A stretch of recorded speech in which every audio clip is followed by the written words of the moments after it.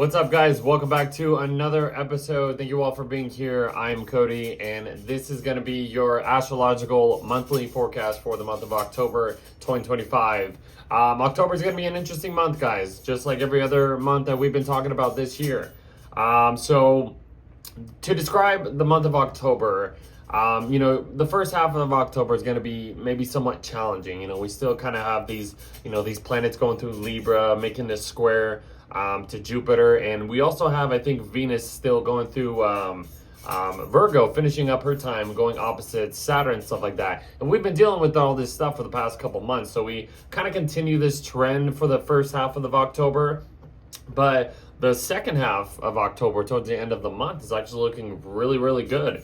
A lot better than we probably have had in quite some time, actually. But there's something there that we will be talking about. So if you're really interested in sticking around, this is going to be an interesting month, guys, and you guys will not regret staying here. Like I said, my name is Cody. I'm an astrologer. I've been doing these, I do these forecasts, astrological forecasts, and horoscopes, which I will have timestamps for all 12 rising signs, because that's what I at least teach for, towards the end of the video. So if you want to just maybe jump to your sign, go for that. The first half will be a little bit more important to understand than the predictions of the horoscopes later on. You'll understand a little bit more if you actually at least kind of watch both sides, I should say. But yeah, this is going to be a really interesting month, guys. So if you are new here, please like, share, subscribe. This has been really interesting. I just want to kind of give a shout out to just everybody that has been supporting this, supporting my work. The last couple months have been really, really interesting. My work has kind of skyrocketed a little bit, which has been the most amazing feeling ever. And I just wanted to say thanks. So come support my channel. I'm on every social media platform basically at this point. So I'm on Patreon. I do these videos, early subscribers get these videos a little bit earlier than other platforms. If you want to just come and support my Patreon, it's $10 a tier just to, come support. You could also become a free member. I do written horoscopes for each season for basically the free members as well, if you want to just join as a free member.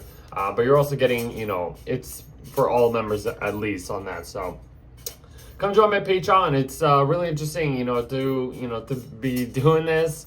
I'm on YouTube, actually. This is where it ends up going eventually. Come follow me on YouTube. My subscribers have been increasing. I'm almost at that century mark. I know that's not maybe a lot for some people, but at least for what I've been doing, I'm finally reaching that century mark. It's really, really cool to finally reach that. I'm hoping this video can at least increase a little bit more. So come support the channel on YouTube. Hook your brother up. And I'm also on Spotify. So this is actually my, I'm basically starting my season 2 on Spotify this month. This is my first episode of my season 2 on Spotify. I just wanted to kind of put that out there. It's kind of interesting that I'm already on a second season, so to say. So if you want to just come, follow me on, Spotify. This is my, little podcast on there too. So if you want to just, have another platform for this. But yeah, so I just kind of wanted to show that, announce that a little bit.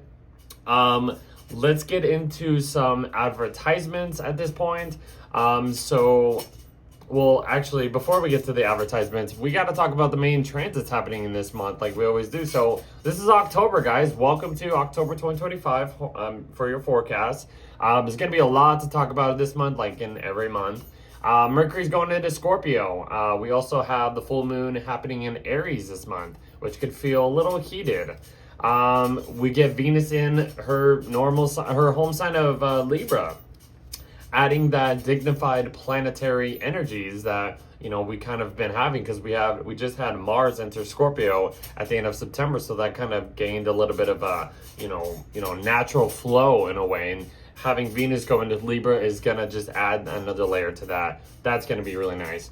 Pluto is stationing direct in Aquarius, so we're kind of fully into this Pluto and Aquarius era. We'll talk more about that in later on. We get the new moon in Libra as well. Mercury is going to be entering Shadow. This is kind of what I was talking about. There's something here that's towards the end of the month that's going to be the kicker, I should say. So that's going to be really interesting and important to talk about. Neptune is going back into the sign of Pisces. It's been in Aries for most of this year, and it went retrograde during the summer, and now it's going to be joining Saturn back in the sign of Pisces. That's going to be another important thing to talk about for this month. And then the sun will go into Scorpio. Scorpio season begins, and then Mercury will end up in Sagittarius towards the end of this month, which we will, continue the Mercury shadow period topic that we will be talking about. A lot to talk about in this video. This is going to be a lot. I'm already talking about a lot so far. So this is October 2025, guys. So now let's get into kind of like the advertisements. If you want to follow me on any social media, I am very active on Instagram. Codifer Versen. This is where I usually kind of do most of my work and stuff like that. So I usually post kind of like the monthly illustration of every transit happening. I post these little clips on TikTok as well, and Instagram and stuff like that. A bunch of stuff. The merch I'm always advertising, a bunch of other stuff too, guys. So if you want to see the links, you click on those. Here's the links: Patreon, YouTube, TikTok, and the merch website. But yeah, so follow me on TikTok. I'm very active on TikTok. That has been another exciting thing to share my work. These videos, I'm sharing these clips. People have been loving it. I've been loving it. It's been outstanding. Makes me feel just so blessed and loved. So follow me on any of these, guys. But yeah, so let's go to the merch website. That'll be codefersuniverse.myspreadshop.com, and then I'll take you to the merch website. And I just released the Libra merch. So the Libra merch is already out. I released it a little earlier, but I'm kind of advertising for the month of October because that's when Libra season will be happening. And because I release a new zodiac sign design every month for every season. So I had to redo my whole website, but I mean, it's kind of been up for this whole year. I have up to Pisces to Libra at this point for the zodiac signs. I also have a few planetary designs. The Chinese zodiac sign I'm actually wearing, the year of the snake. I'm doing those too every month. So if you are a year of the snake, come join that. Come check those out. But yeah, here's a bunch of the Libra merch. A lot of cool stuff, a lot of great products, great quality stuff.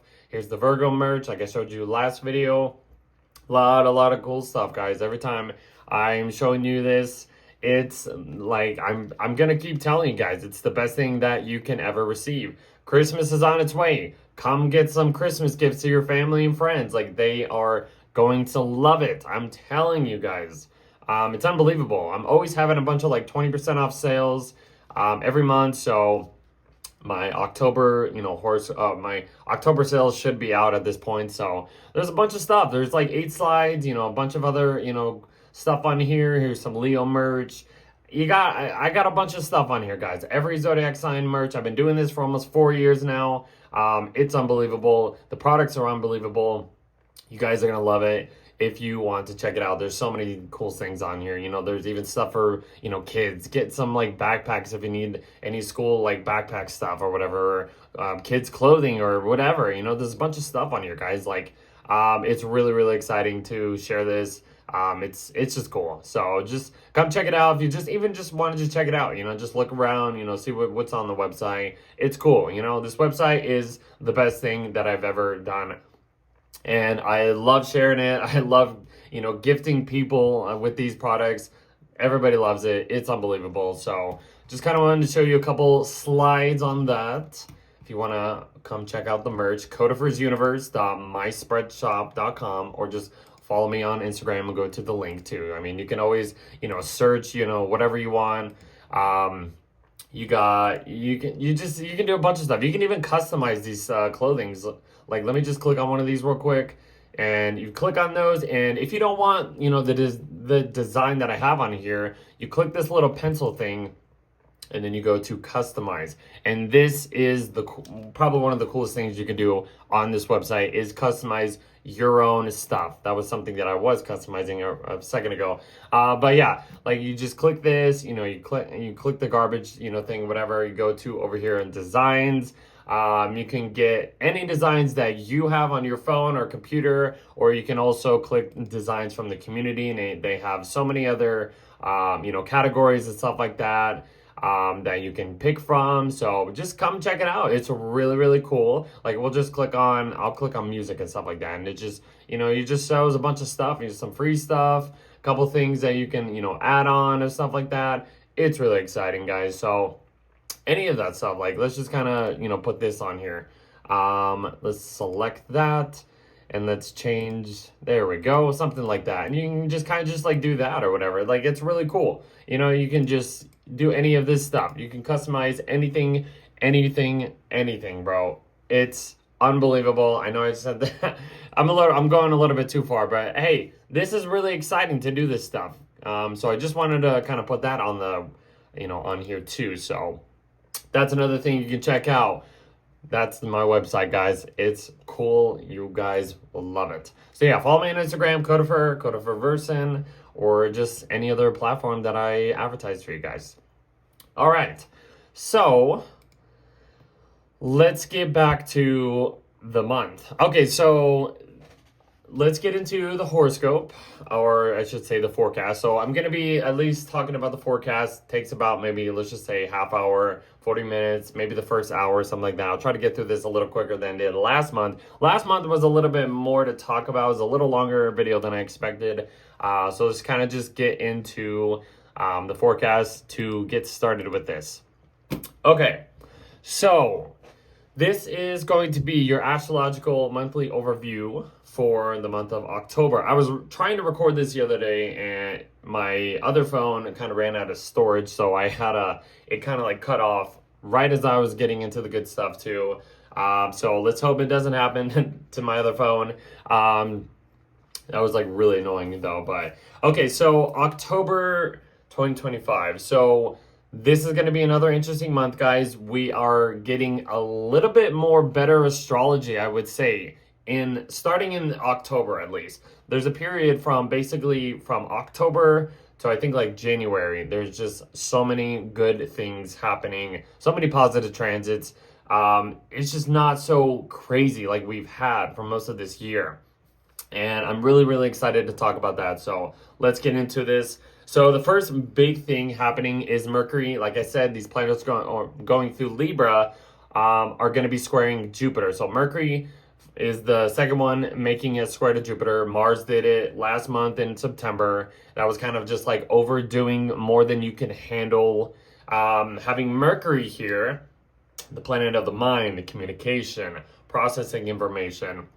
It's in Libra. It's trying to, keep things fair, keep things, what's best for both sides. What's the best solution, just so we don't like tip the scales in any sort of way and stuff like that. It's trying to make things fair. Coming into a square with Jupiter in Cancer. Jupiter in Cancer, is trying to bless us with the most, emotional support, emotional wisdom, emotional security, just to protect ourselves in the best possible way. And like I said, it's going to be like this overdoing type of energy. So like it's Mercury. Don't overpromise more than you can, handle when you're communicating into something, because you might end up basically burning out. And the sun is going to basically do the same thing. So that could be a little bit of a burnt out feeling too as well. The sun is in its sign of fall. So that could bring a little bit of an extra I'm exhausted kind of vibe to it too. So that's kind of what I would say about this, these Libra planets squaring over here to Jupiter. So don't overpromise anything if you can't handle more than you can handle and stuff like that. So just kind of watch out for that. Try to make things, find some middle ground. I would just say, do the Mercury in Libra, find the middle ground, see what's kind of nice for, what's best for other people, but also taking a little bit of time to take care of what's necessary for your own protection and stuff like that. That's kind of like the Libra Cancer square axis, I would say, for this. The next big thing happening is Venus is going over the South Node. So it doesn't show it over here, but we're just going to pretend that the MC is going to be the South Node at this point, because the North Node is at 17 degrees of Pisces, which basically means that the South Node is 180 degrees opposite from the North Node. So, Venus goes over the South Node, basically at this point around the first few days of the month, basically. So Venus is in her sign of fall still. She's not operating the best way at this point. So Venus in Virgo, she's trying to be so specific and or particular, or maybe a little picky in how she wants to attract things. And it might be a little challenging. It might be a little off in some way. Venus is in a foreign energy sign in a way, because she's in her debilitated state at this point. So she's not really operating that well. She kind of has to just deal with whatever she has to deal with. Maybe she has to be a little bit creative in how she wants to attract things and stuff like that.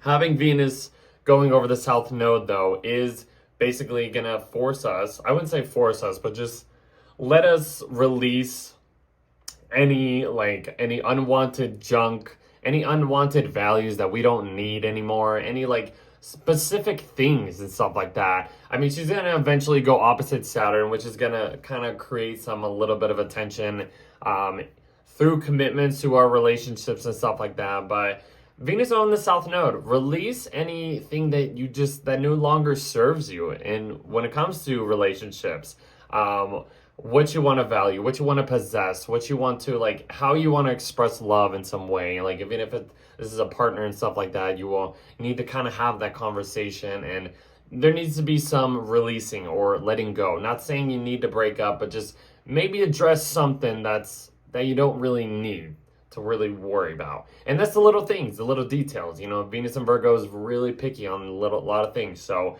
kind of release that, don't really lean towards oh, I need this thing, because you might not need it anymore in a way. So next thing after that, Mercury's going into Scorpio. This is going to be an important transit too, but so Mercury in Scorpio, I like to say that Mercury's kind of hyper focused when it gets into the sign of Scorpio. Scorpio is a water fixed sign, so it's it's not changing any form. It's staying with its stubbornness, staying in its lane. It has a more emotional, intuitive kind of vibe through its expressions of communicating, processing information, stuff like that. And Mercury joins Mars in Scorpio, so they're going to end up making a conjunction later on in the video. That's later in the month and stuff like that. So that could be some cutthroat type of energy. The planet of communication with the planet of, confrontations and stuff like that. So just kind of watch yourself during this point. But for the most part, Mercury in Scorpio, it really likes to focus on what's hidden, what's beyond, what's underneath the surface and stuff like that. It wants to get into the depths of anything that it's trying to probe into in a way. It's good for investigating stuff like that. And speaking of investigations and stuff like that, Mercury ends up coming into a square with Pluto. And that could be some type of investigation tensions in a way, or some type of psychological mental connections and stuff like that when it comes to just forces that that are outside your control or something like that. Or maybe these forces kind of put a little bit of more pressure onto just you or all of us, and we it's gonna be hard to kind of think straight in a way. So kind of watch out for that. That's kind of the only annoying thing about that. And we also get closer to this full moon in Aries, which is the next thing too. So let me get to the right moment. The full moon in Aries is, this is going to be a little bit of a heated, kind of aspect at this point. So it's at 14 degrees around the 6th of October. So yeah, the full moon's peak point of the month. Energy's a little bit extra higher at this point. So yeah, and it's in Aries. So whenever the moon's in Aries, it's very, energized. Our, emotions are just supercharged at this point. We like to have, it could help us take more decisive action, because the sun right here is in the sign of Libra, which is in the sign of its fall, basically the sign of its fall. And the sun is just trying to keep things balanced, keep things fair. Might be a little bit indecisive in a way, but like I said, this full moon in Aries could help. That's the positive thing, at least about this full moon in Aries. It can help us, give us some decisive action, decisive solutions when it comes to just anything that we are dealing with at this point. The ruler is Mars in Scorpio, which is activated, it's in its natural element, natural flow, natural just energy and stuff like that. So this could give us a little bit more energy into making some type of decisive actions if we come into some type of confrontation, energies and stuff like that, or just anything that we can't really decide on in a way. It is in the full moon in Aries. That's what I'm saying. The moon's in a fire sign. It could be a little hot-headed in a way. So just kind of watch out for that as well. And then that's basically when Mercury makes that square to Pluto, kind of the following day, basically. But the next big thing, or I should say, the one good thing at least, kind of happening during that full moon in Aries, a few days after, is Venus is coming into a sextile with Jupiter. The two benefics are in a good sextile, a nice little easy kind of enjoying moment at this point. Venus isn't in her best point, best energy, operating at her best, I should say, but connecting to Jupiter in Cancer is working at its best. So it's really helping this Venus in Virgo kind of energy if things kind of feel a little challenging or just annoying in some type of way. Lean towards other people, relationships, anybody that can create some emotional support, emotional just, releasing in some type of way. Even if you feel kind of like you're getting kicked down, and you got to just kind of, you need that support, so people can lift you back up in some type of way. It's a little aspect. It's not something big, but it's something that we could all lean towards, because right after that, basically, she's going right opposite across the board to Saturn. And that could feel a little bit of a, man, okay. That's like a tough little getting knocked down type of energy in a way, or some type of no. Usually Saturn represents basically a no, which can be good or bad. It doesn't matter. It doesn't mean if you want something and then you end up being rejected by it, that's not going to be the worst thing, I would say. So that's kind of what this aspect is telling us. But yeah, Venus in Virgo, she wants to be specific. She wants to have these little detail, analytical stuff that, in order for her to make things, or at least we want things to be perfect. And like I said, the Saturn in Pisces is going to be no, we don't need that anymore. That's not what, we don't need it anymore. But basically, Saturn in Pisces is trying to adjust, like I said, our realities. Excuse me. It's trying to adjust these responsibilities, this reality, the way we are maturing and what we need to blend into. And we kind of have to put some boundaries on maybe some type of relationships. I've been thinking about this lately too, about Saturn going back into Pisces, kind of containing yourself, creating those boundaries when it comes to maybe just anything, relationships, a job, family members, just any situation or something like that. And Venus, the planet of relationships, going opposite Saturn, you might have to create some boundaries and stuff like that. I've been talking about that for Virgo risings too, having Saturn going through their 7th house. So if you're interested in that, that could be something to lean over towards. But create those boundaries, don't let, don't let anybody, in, don't be so open about every situation and stuff like that. That's kind of what I would say. Let's move on.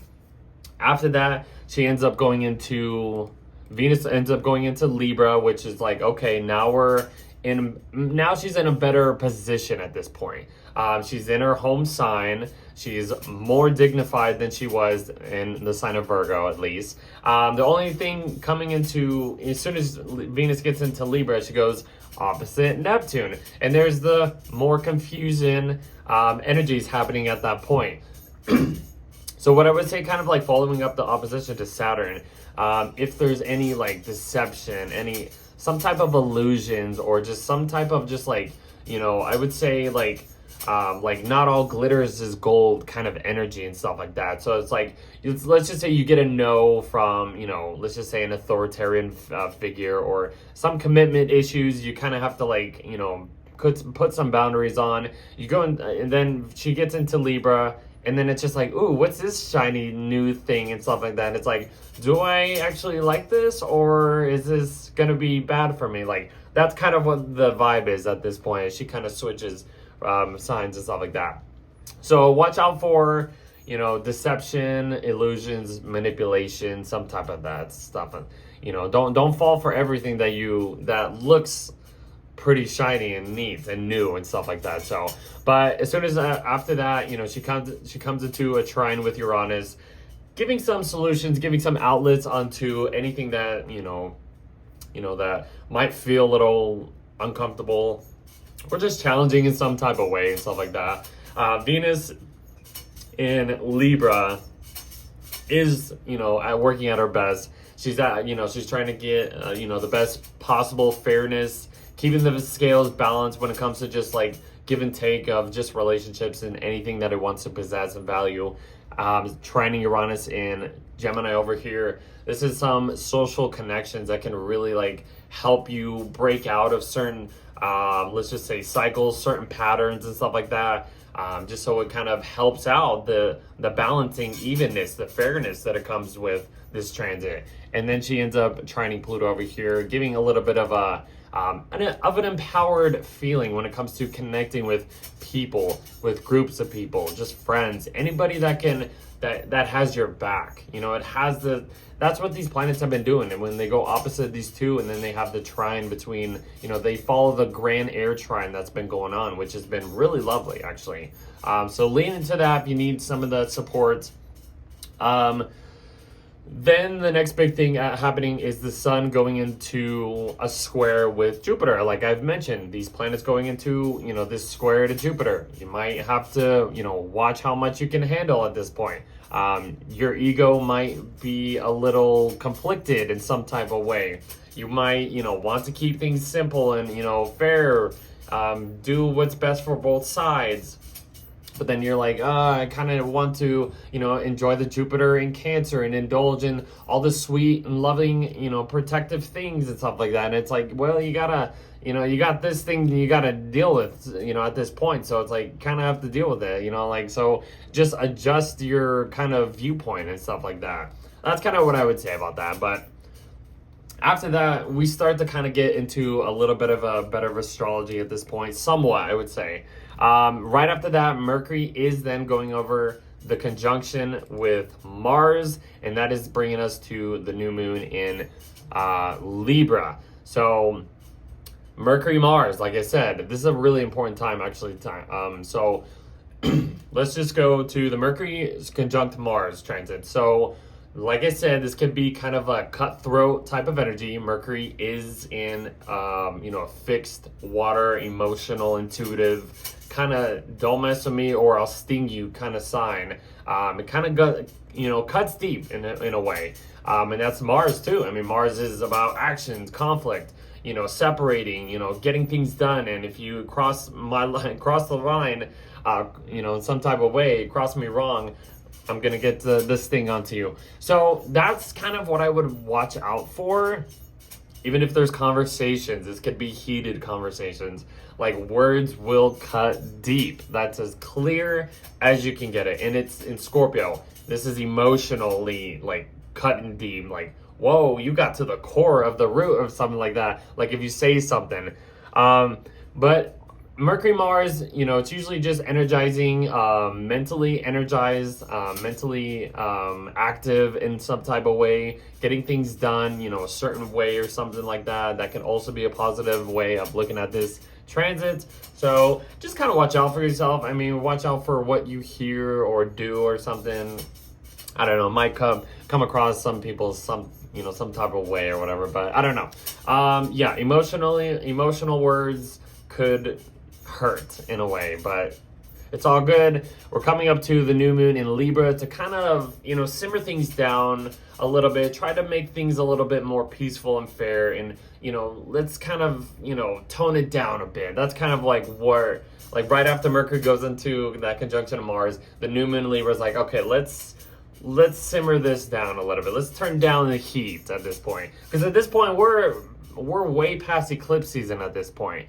And that's good. We can finally, we've digested all of the changes. We can understand like what needed to change, what needed to shift our lives and stuff like that. So that's good. At this point, the energy, the eclipse craziness is simmering down, especially as we get towards the end of October, which is good. The only thing, as we get to around the 21st of October, this is when Mercury enters shadow. And that's what I said in the beginning of the video with my little notes or whatever. So Mercury's entering shadow at this point. So even though these planets are kind of in good hands at this point, Mercury, Mars, they're trining Saturn over here. They're also trining Jupiter over here. And look, we have the Jupiter trine Saturn happening at this point, which is like, okay, now things are actually looking up at this point. There's a lot of wetness. There's a lot of watery, emotional depth to this stuff, but it's all connected at this point, which is really interesting. So yes, Mercury's entering shadow at this point. That means Mercury's going to come back to this point, I believe, at the end of November, I think. I'm pretty sure it's like at the end of November, it'll station direct at around 20 degrees of Scorpio. So really important time at this point, so pay attention. But there's a lot of good things happening with this grand water trine, which I'm really, really excited about. And that's kind of how we end the month. That's all we have to talk about in a way. But before we get there, we have one big thing happening. Neptune is just adding more of that water energy by going back into the sign of Pisces. So yeah, we're kind of done with the Neptune and Aries transit energy at this point. It's been kind of showing us a new, idealistic perception on, what's possible, what we can actually do, basically, what we probably didn't think what was possible. And it was showing us a lot of, especially in the global stand, point, a lot of kind of conflicts around the world, sort of, you could say. But in our personal lives, we've probably, like I said, been able to do a little bit more than what we thought was possible, because Neptune going back in the sign of Pisces, we get back into this dream world, basically. Neptune has been in Pisces since, 2012. It kind of dipped into Pisces in like the summer of 2011, then it went back into Aquarius, and then it fully went into Pisces in 2012. So what is that, 13 years at this point or whatever, around there? So it's basically finishing up its Pisces transit along with Saturn. So we kind of get this Saturn-Neptune conjunction a little bit, into the Pisces realm again. What's real, what's not real. Like, this has been the theme mainly this year. Over the past couple years, it's been kind of building up, but this in 2025, having these two planets, Saturn and Neptune, come into this close conjunction, this has been really changing up our reality. It's been dissolving all of this, just everything.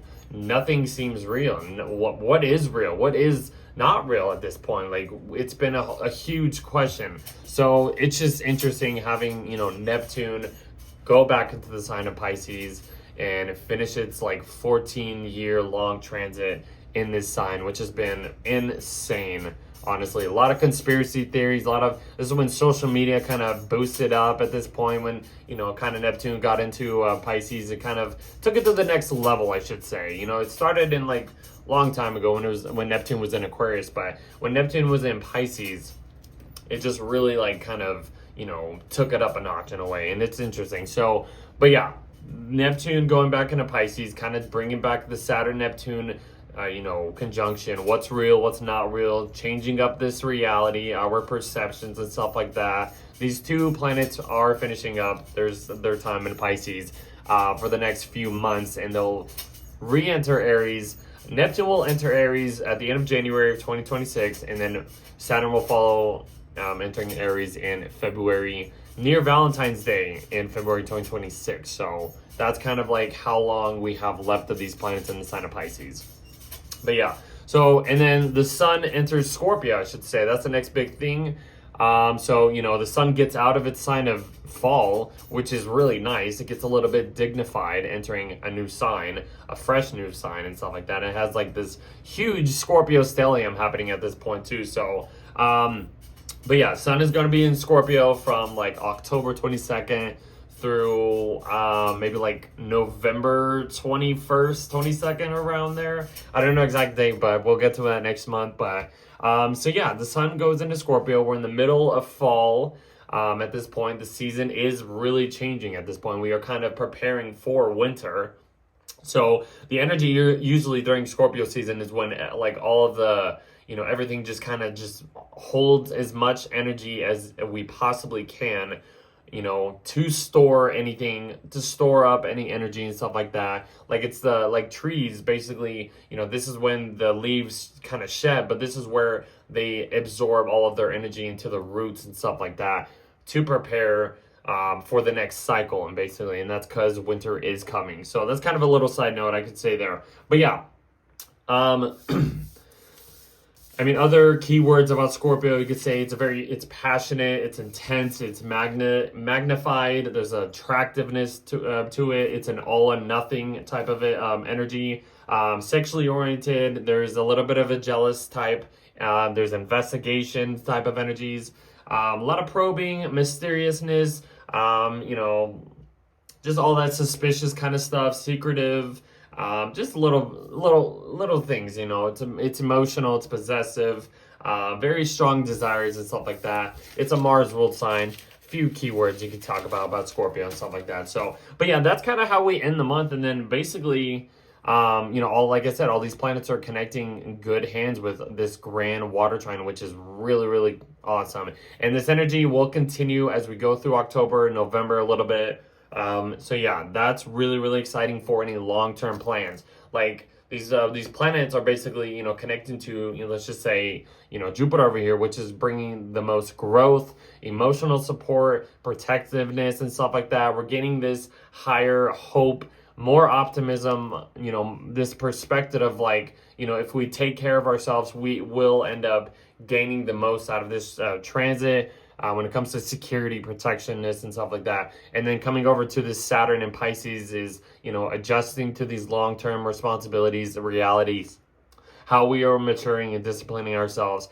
Everything is looking good at this point. It's like aligning. It's not Jupiter squaring Saturn like we've had for the last couple of years. We're finally getting the trine, and they're going to continue to trine each other for the rest of this year into next year when Saturn gets into Aries, Jupiter gets into Leo too. So that's really, really good for our long-term goals and our growth. The next big thing is basically, as we end the month, Mercury is going into Sagittarius eventually. It's like literally at the last minute, the 29th of October. So Mercury enters its sign of detriment. So it's like what I would describe this, because Mercury is in shadow at this point. It's in Scorpio, it's entering shadow. It's kind of like you're in a dark room, you're kind of just like, figuring like this is just where you're at. And then you end up kind of opening the door, you going outside, and you're just like kind of wondering like, whoa, this is kind of a big open world, there's more space, kind of when I get out here. But then it's just like Mercury ends up going retrograde, and then it's just like, we're not ready. So we pull back, and we kind of re-enter this dark hidden room just to kind of, adjust these plans, to kind of just see if we're ready to get out there or not. That's something that I've been thinking about this Mercury retrograde, to describe it. Because because Sagittarius is about openness. It's about, the freedom, the optimism, the jovialness, of, you know, that's just kind of energy of the Sagittarius stuff and stuff like that. But Mercury in its sign of detriment in Sagittarius has to think big. It has to, you know, think of like not just the little details. It is thinking about what's beyond our vision. How can we create a vision and, you know, basically go at it and stuff like that? Like how can we plan this stuff? And we have to think big. We're big talkers. Like I have Mercury in Sagittarius, so you can probably tell like I am all over the place when I'm talking and stuff like that. It's kind of like not getting to the point. You just kind of keep going on and on and on. You just want to like express all of this stuff. So that's kind of Mercury in Sag. It's, you know, it's all over the place, and it's gonna feel like that even when it goes retrograde and stuff like that. So but yeah, that's kind of what it is. I mean, it then goes opposite Uranus, which is kind of just gonna throw something out of our plans at this point. It will go opposite Uranus a couple times, so kind of watch out for that. That can be some like energetic anxiety, like all over the place, but it could also, I don't know, like I feel like it could be good too in a way. I don't know, Uranus is crazy. It's unpredictable, it's sporadic, it's volatile, it's just like unpredictable. It throws something into our plans, so something can be thrown, you know, excuse me, something can be thrown into our plans and stuff like that at this point. And you know, we're gonna have to kind of maneuver around this energy and stuff like that. But I don't know, like I feel like this could be exciting at some type of point, because Sagittarius and Gemini have this really like they share this like energetic, you know, out like learning. What is it? I don't know. They share a lot of like similarities when it comes to like learning, traveling, exploring, just communicating in general and stuff like that. Like it's gonna be like it's gonna be interesting. Mercury ends up making a sextile to Pluto. This is around Halloween when Mercury gets into Sag. So, but Mercury sextile Pluto, you're finding like solutions beyond whatever plans that you are trying to make, though. Like, let's just say you end up going, you know, like I'm describing this, you end up going out into this brand new world. You're kind of just like, you're seeing like just an open world. Mercury goes opposite Uranus. There's like a bunch of chaotic things happening, and you're just like, whoa, whoa, whoa, whoa, whoa. And then you end up, like, you know, Mercury ends up making a sextile to Pluto, and it's just like, oh, you know, there's something here that we can actually, you know, maybe plan a little bit that can help our future, that can help any of these plans that we are thinking about at this time. It's something like that. Like, I don't know, that's kind of how I would describe it. It's going to be interesting. And then as we get into November and like December and stuff like that, like I don't know, like it's going to be interesting. I know we got to deal with the Mercury retrograde, but we do have a lot of good astrology happening as we get towards the end of the year. That's kind of how we end the month, guys. So really interesting month. Like I said, every time it's always interesting. I don't think I missed anything. No, I talked about, like, you get like all these planets. Like, I mean, you get the Mars trine your Saturn transit. That's really cool. You know, Mars and the two malefics are working in good hand with each other, and Mars is very energized and very like operating at its best. You're setting your short-term goals along with any long-term achievements, long-term goals that you want to plan for. And then basically goes, you know, trines Jupiter over here too, which is just like providing that growth, providing that emotional security, that support that can come along any of these plans that you are trying to fixate on doing and stuff like that. Like, it's just, there's so much growth happening as we get towards, you know, the end of October into November and stuff like that. Positive energies, guys. I'm telling you, it's really, really nice. Okay. I think that's about it. Yeah, I mean, that's basically, I described everything. So let's kind of, that's pretty quick for an overview, actually. But yeah, really interesting month. You know, okay, now we'll switch into the horoscopes, kind of get through that as quickly as possible.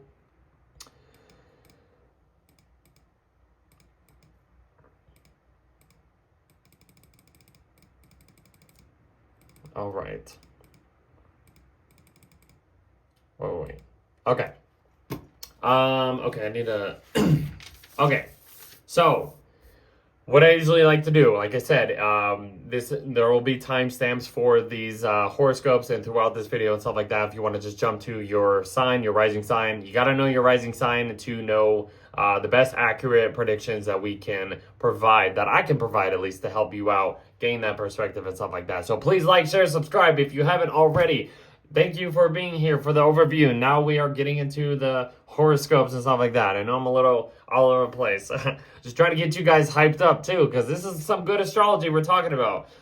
So yeah, if you want to know your rising sign, go on any astrological astrology website, type in your, you got to know the time, the city year you're born with, the year. You should already know at least some of that stuff, but you got to know the time to know your rising sign to understand these transits, these predictions of what I am talking about.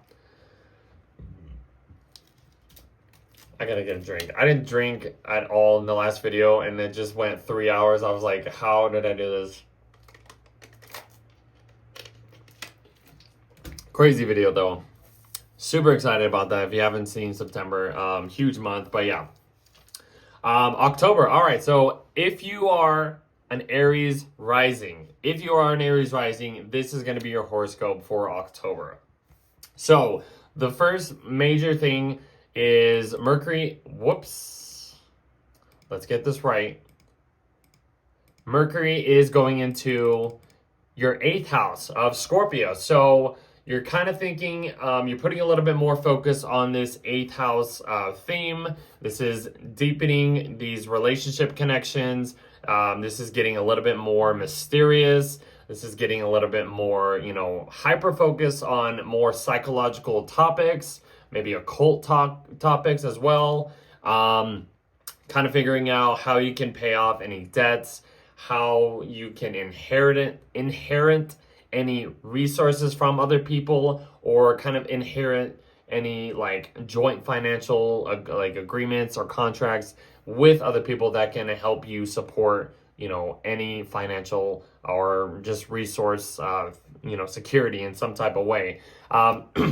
It is joining your ruler Mars in Scorpio, so this could give you the chance to maybe cut out something to do with like I said, some debt, maybe some shared resources, refinancing anything, any financial institution stuff or whatever. Maybe you can figure out a way to kind of cut all that stuff out and think about what else you can inherit at this time or something like that. Or if you have a partner and it just kind of helps out with what you are trying to financially grow into or something like that. I don't know. It could be anything.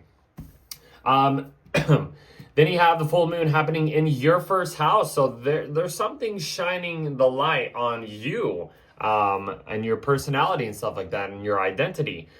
This could give you a little bit more emotional energy. This can give you a little bit more, decisive action into maybe, solving any of this full moon opposition tension between, the sun and Libra. It's focusing on your relationships. There might be some indecisiveness happening at this time, and maybe putting the spotlight on you can give you that little push to help out any decisive agreements, support, any just solution you can have or something like that. That's kind of what I would say. So that's really interesting. Watch out for any drama, conflicts. Just stuff just kind of like teetering off, just confrontations, or maybe you could present more confrontation to like other people, and other people are like, oh, this is a little bit too much or something like that. So kind of watch out for that too. That's all I could say. It could go either way. The next big thing is Venus is going into your 7th house, which is nice. I mean, this kind of, eases any tension that you might have during Libra season or any planets going through your 7th house. You have the ruler coming here. It's really nice having the ruler going into its home sign. Venus, planet of love, attraction, possessions, values, what's fun, enjoyable. Going into your 7th house. So this could create some better, connections with your relationships, your one-on-one contracts, marriage, agreements, or something to do with marriage. Just your relationships will, create more peace and ease and stuff like that. Or you might have to create more, little bit ease and fairness when it comes to just relationships in general. So, supporting other people, you're kind of helping your commitments in a way.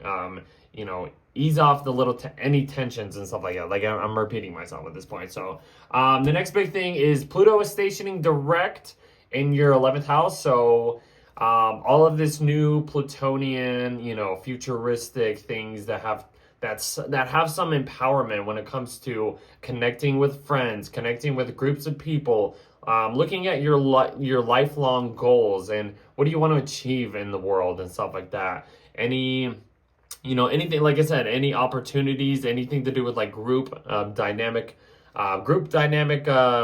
goals and stuff like that, or just networking, connecting with friends, just your audience in general and stuff like that. Whatever, if you have anything that you are trying to empower or understand, like there's some type of transformational empowerment happening in your 11th house of friends, of opportunities, of, your audience and working with colleagues and networking and stuff like that. A lot of deep, transformational stuff happening when you connect with people in general. The next big thing is the new moon in Libra happening, I believe. So the new moon happening in Libra, it's in your 7th house to refresh these intentions that you have with these connections, just refreshing any commitments, support, if like anything, any partnerships and stuff like that. Like I said, this is kind of just like for you Aries rising, it's just trying to, ease up any tensions for the most part that you have with other people this month, because they are in your 7th house. They are across the board for you. They are in your mirroring relational house and stuff like that. So yes, this is just like a good time to set better solutions, intentions that you have with other people. So and then Mercury basically goes into shadow at this point. So you're going to end up coming back to any, inheritance, any debt related things, anything to do with like psychological, connections, soul contracts, shared resources, shared finances. You're going to end up things are going to change. Your plans are going to change starting at this point. So don't put all your chips in, I would say. Then Neptune leaves your 1st house of Aries and goes back into your 12th house to kind of get that dream world, idealistic perception back that you've been dealing with probably for a very, very long time. So, you might, I feel like having Neptune going back into your 12th house, you might want to seclude yourself in some type of way that gives you more of like a spiritual healing or some type of mental healing, which is the positive side, I would say, to this. So if you have any places you want to go to, basically recalibrate your mental, your spiritual self, this would be a great time to do that stuff. So, and then the sun goes into Scorpio, goes into your 8th house, basically to, follow up this energy that's been going on in your 8th house, so I can just repeat myself, shared resources, shared finances, joint ventures, psychological connections, debt-related stuff, inheritance, all that kind of stuff, that's just going to be the main focus over the next month for you. And then we end the month with Mercury going into your 9th house of Sagittarius. So this is really interesting. I mean, yeah, Mercury will eventually station retrograde in your 9th house, but you're kind of like, I feel like at this point, being open to new perceptions, new, topics, new philosophical just philosophies, new truths you're being told. If you are trying to, learn some academic, schooling or educational stuff, this could be a good time to start at least. I wouldn't say put it all in at this point because you're being introduced to something and then you're going to have to backtrack in a way over the next month. So that's kind of how I would describe October for you, Aries rising. So we will see you in the next video.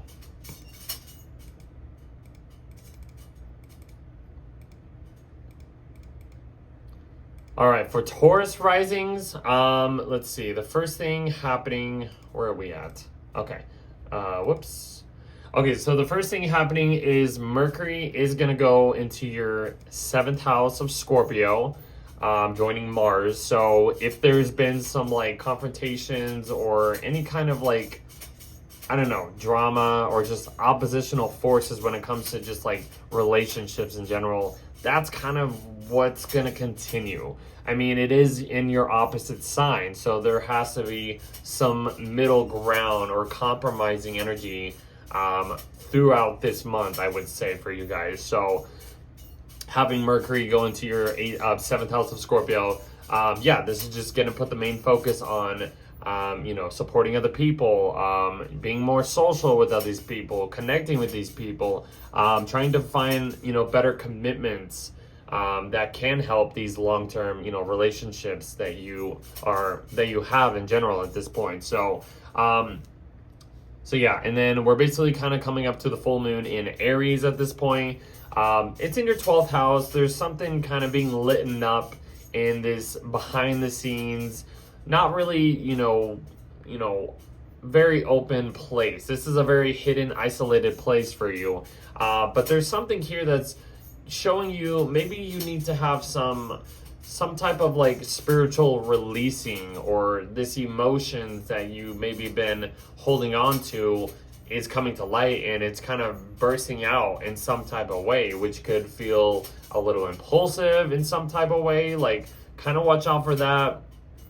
You might have to maybe take some decisive action when it comes to taking care of like your mental health. The sun's over here in your 6th house, kind of focusing on trying to keep the scales balanced, trying to keep things fair in, maybe your work space in general, connecting with, coworkers, or just trying to make, the best possible solutions in your, for your physical, mundane reality and stuff like that. But the full moon here is showing you, like, maybe you need to take some time out to refresh, recalibrate your spiritual and mental health and stuff like that, which could really help probably during this time for you guys. So that's what I would recommend, at least. So like, watch out for subconscious impulses bursting out that could possibly like cause some type of like stress or issue, like mental issue or something like that. I don't know. Take it easy. I think for the most part, it's just really showing you like, hey, let's take a time out. Let's take a break to kind of like refresh, our soul in a way. That's kind of what I would describe that.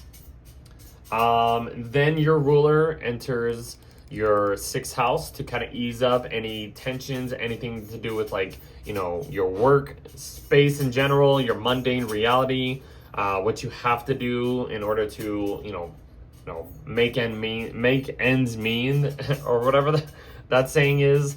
But yeah, your ruler's in its home sign, so it's operating a lot better. So that's going to make your energy work a little bit better. When your ruler is not working, it's in a sign where it's not working at its best, it kind of makes things a little uncomfortable. Even though it was trining your 1st house when it was in Virgo, there was still a little bit of challenging energy at this point. During that point, enters Libra, gives you a little bit more flow, natural flow energy and stuff like that. Maybe connecting with coworkers makes it a little easier now at this point. Anything to kind of like ease up any physical health tensions, any issues or something like that, kind of like brings it a little bit of a icing on any injury, let's just say, for the most part. This just describing that's Venus. She brings that ease in a way. So that's looking good for you guys.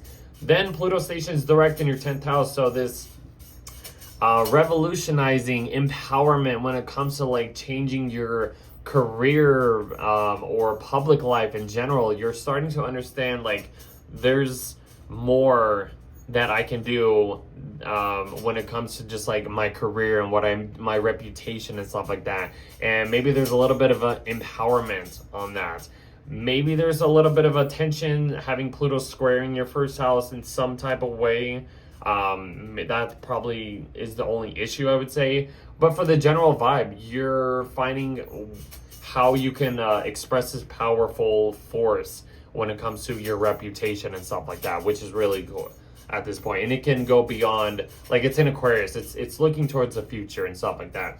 You can find empowerment through futuristic like just energies of your reputation and stuff like that in your public life. I hope that makes sense. Then the next big thing is the new moon in Libra happening in your 6th house of Libra. So yeah, this is just, putting a little bit of a easier kind of vibe, refreshing the energies, softening up, making things a little even as best as possible when it comes to just, your workspace.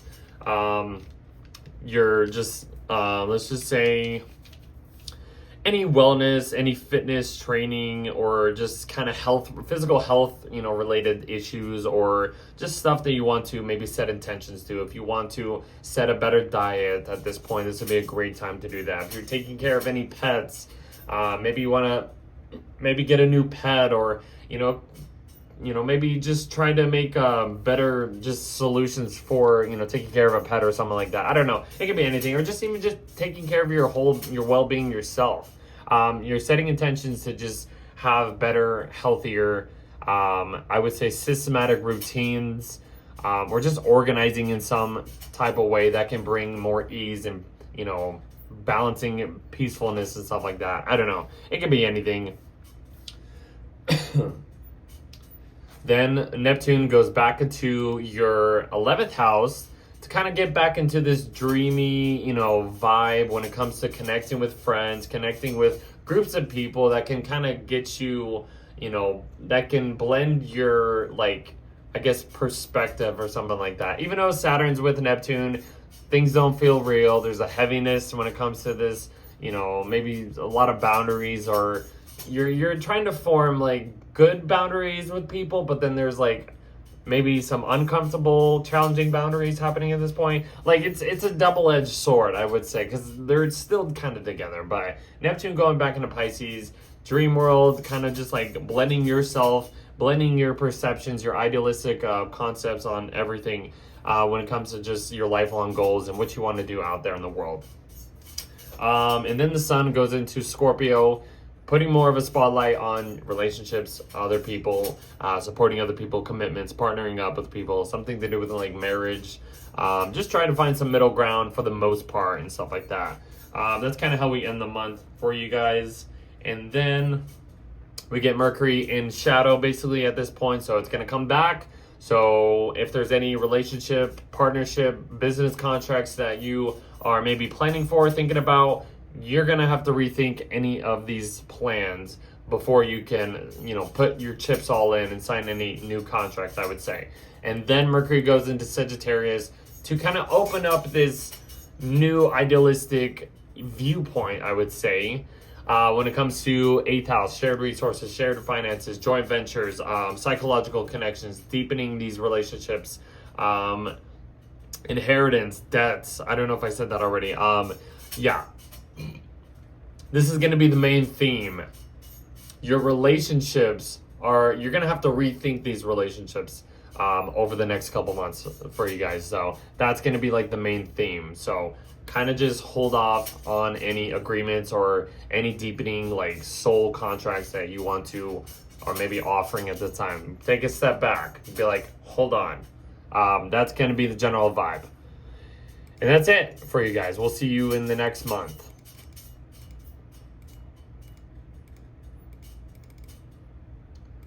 Okay, for Gemini risings, so what's going on first? We have, I think, Mercury going into Scorpio. That's the first thing. Mercury's going into your 6th house of Scorpio, so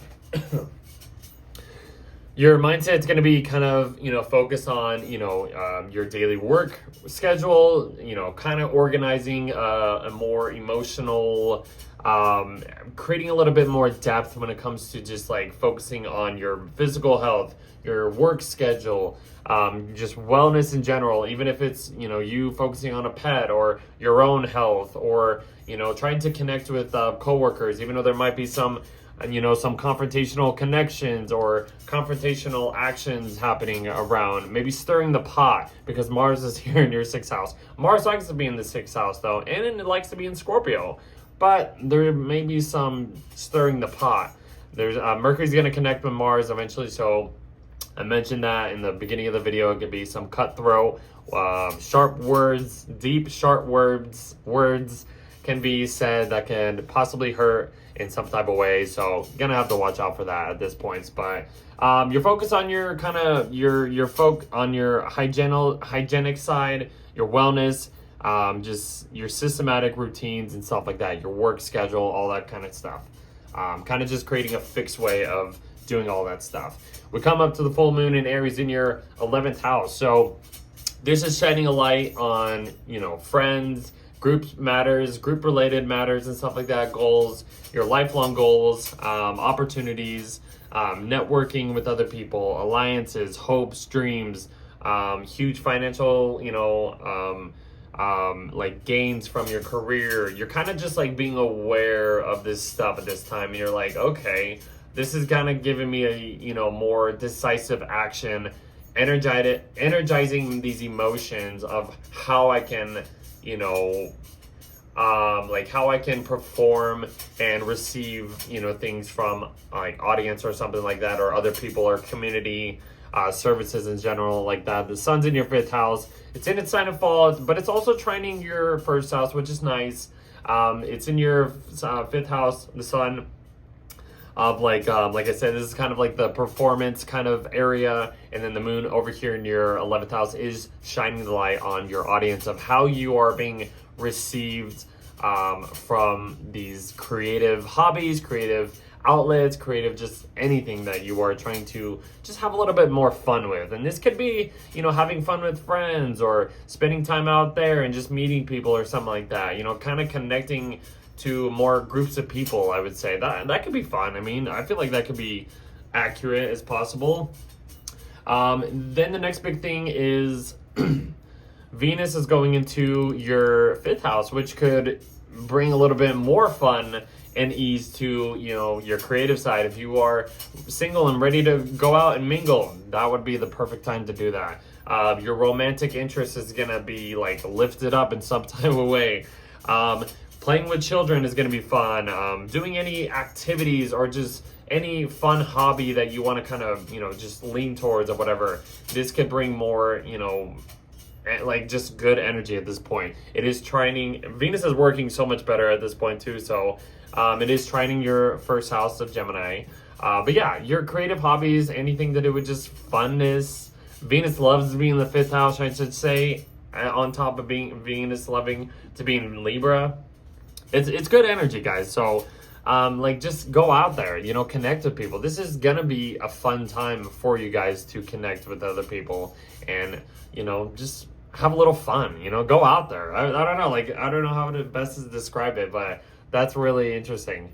Pluto is stationing direct in your 9th house. So you're understanding this empowerment when it comes to like higher knowledge, higher perspective, this educational, like higher educational perspective. Maybe you've been learning something. Maybe you've been trying to go to school and, you know, you're taking little courses or here and there or whatever. Maybe you're traveling, you're trying to, you know, you're discovering new, you know, foreign places or foreign cultures or any topics or whatever. Your philosophies are like, you're finding power in that kind of stuff. And it's in the sign of Aquarius. It's thinking about, you know, what's beyond your normal, like, local environment and stuff like that. Like you're saying, if you're going out there, you're traveling beyond to another, you know, foreign place, a foreign country, that can bring more transformative type of energy if you are planning on doing any of that stuff. So that's really cool. The next big thing is the new moon in Libra. Just refreshing this, you know, this creative outlet that you have. Any like hobbies or just romantic interests that you want to, you know, kind of set during this time, this would be the good time to do that. It is just creating more ease, creating more peacefulness, just enjoyment for the most part. I think this is really looking good for you guys, for Gemini risings. Then Neptune goes back into your 10th house of Pisces. So, like, you're kind of going back into this dream world type of reputation, I would say. Maybe I'm wrong. I don't know. That's kind of just like a one layer I can describe that.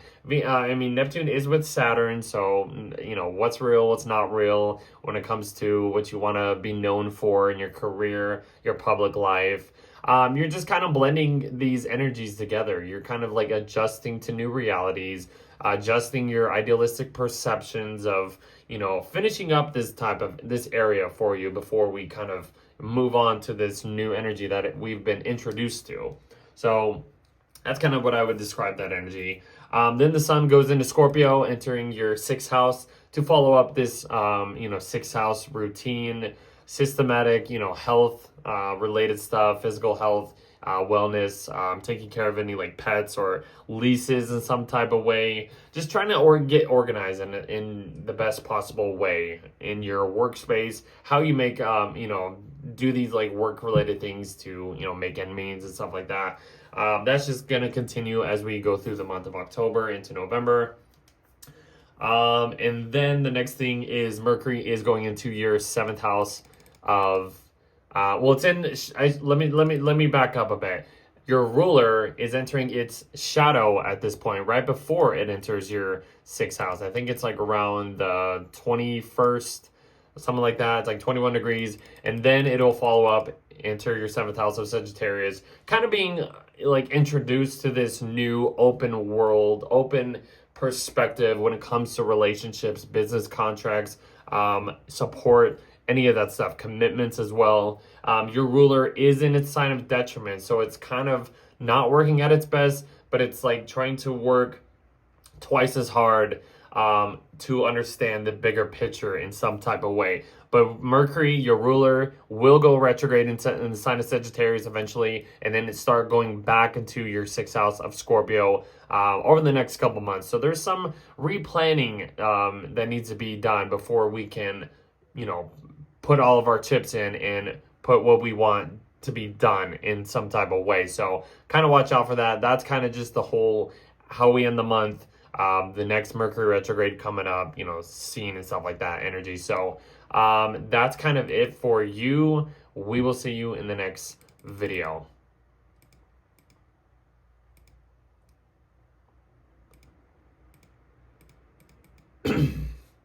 Okay, so for Cancer risings, the first major thing is Mercury is going into your 5th house of Scorpio.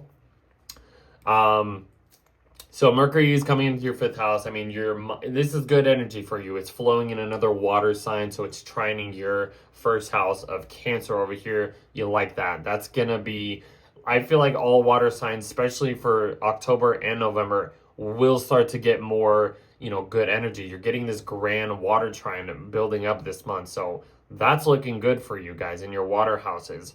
So Mercury in your 5th house, you're just thinking a little bit more creative. Like, what can we do to have like more fun, more emotional, like just enjoyment and stuff like that. It's in Scorpio, so there's a little bit of depth. There's a little bit of like what's underneath. How can we like have a little bit of fun if we kind of do some secretive things and stuff like that? Like that's kind of what I would think. I mean, even Mars here, you're kind of doing maybe certain things a little bit secretive, and maybe, and I don't know, but maybe stirring up the pot in a way, in some type of way that's kind of fun for you. I don't know. You tell me what you're doing. I'm just kidding. But yeah, that's kind of what's going on. You're going to be thinking of like more creative, fun things. Maybe spending time with children is going to be really like emotionally deep, fulfilling. Like that childlike inner child feeling. Maybe spending time with children, doing anything fun with your kids, or just doing stuff that just that feed your inner child. That's what I would kind of say during this time, because I mean the sun's going to eventually go into your 5th house of Scorpio, to continue this trend throughout the month. So that can be fun. The next big thing is this full moon happening in Aries. So this is in your 10th house of Aries, lighting up your career sector, your public life, your reputation, anything that's just your most seen public form in some type of way. It's being reflected. The sun's over here in your 4th house in Libra. Yeah, it's kind of in the subterranean, inner world type of like private life. You're just trying to keep things, just maybe spend time a little bit more home, like in your home life or something like that. I don't know. But then like having the moon over here is showing you maybe there's some decisive action that needs to be, taken in your career or public life to maybe balance out some work, home life type of vibe or something like situation. Excuse me. It could be anything. I mean, yeah, you might be energized, emotionally charged up when it just comes to this time. Energy is going to be high. But just like your reputation, responsibilities, that's going to be your main focus during this full moon in Aries. And it could square, any placements that you have in Cancer, which could bring the tension, the challenging aspects, just to put that out there. So not saying it's going to be the worst thing in the world, but that's just the general vibe. The next big thing is Venus is going into your 4th house of Libra, just to ease up any maybe tensions, maybe you have in the home life or some type of way. I don't know why I'm laughing, but I'm just like, Venus is like the good planet, and she's entering her home sign. Like all this stuff that's been going on in your 4th house, like Mars going through your 4th house, maybe stirring up some passive aggressive energy, and then Mercury went through it, and just like you're trying to keep the balance mentally, and then now the sun's is going through Libra, and it's like your ego might be a little weakened in some type of way, and it's like but then the Venus comes in here. It's like, okay, let me clear up all of this like junk or this mess that's been going on in my house, kind of like, that's kind of the vibe, I would say. But Venus is entering your 4th house. This is just kind of, I like to say Venus in the 4th house. You might want to redecorate or renovate your home life or just your private life and stuff like that. Bring more beauty, aesthetics stuff, like sort of like maybe start hanging stuff up around your house. Bring some beauty stuff and whatever around there. That's what I would say, at least. I mean, you can do anything, but like Venus is just bringing more, connectiveness when it comes to just maybe connecting with family members, bringing more ease, bringing more just peacefulness to your private life. It's you. Maybe you want to spend more time at home, and it just feels good. It kind of like recalibrates your soul, your whole being and stuff like that, or just spending time with family can do that too. But that's kind of what I would describe that. Pluto is stationing direct in your 8th house. So this empowerment, this power, energy as it is in your house of, let's just say shared resources, shared finances, psychological connections, these deeper connections you have with these relationships, soul contracts, death related situations, which can be literal or some type of like letting go, transformational death. Not saying it's like, that's just a possibility. I wouldn't say it's all about that, but there's some type of inheritance happening that can give you more power when it comes to like maybe joining joint finances, joint resources, like business, like soul contracts and stuff like that, or I don't know, it can be anything. Contributing, borrowing, loans, debts, the mysterious stuff, occult topics. There's just many things that can be in the 8th house. It's not just certain like horrible things, but you're understanding this empowerment when it comes to this stuff. So I don't know. I hope that makes sense. Yeah.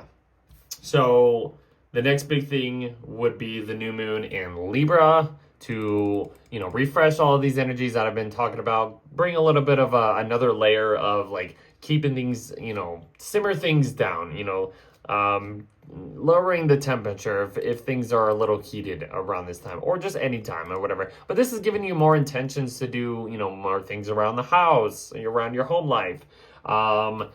maybe just spending time with family and just putting more, peaceful situations or intentions to spend more time with loved ones or taking care of any loved ones.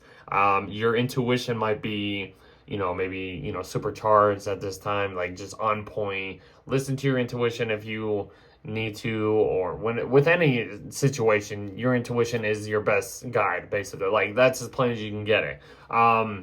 So yeah, after that, Neptune goes back into your ninth house of Pisces. You're in this kind of dream philosophical world. You're kind of going back into this like idealistic like perception of like higher knowledge and stuff like that, of what you kind of like to get lost into. Maybe, this has been a long transit as it is, but this is kind of just going back, finishing up any like idealistic fantasies or illusions that you have been presented to that you kind of want to clear up at this point. That's kind of Neptune's energy. It is with Saturn, so nothing, what's real, what's not real. There's a lot of responsibilities and heaviness kind of adapting and changing at this changing form.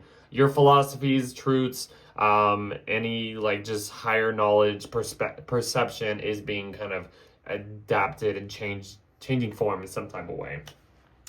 Then the sun goes into Scorpio. Like I said, it's kind of continuing this trend of let's have a little bit more fun. Let's enjoy things. Let's have more inspirational, situations happening. Let's follow our passions. Let's spend time with children. All that kind of stuff is happening at this time for you guys. So that could be fun.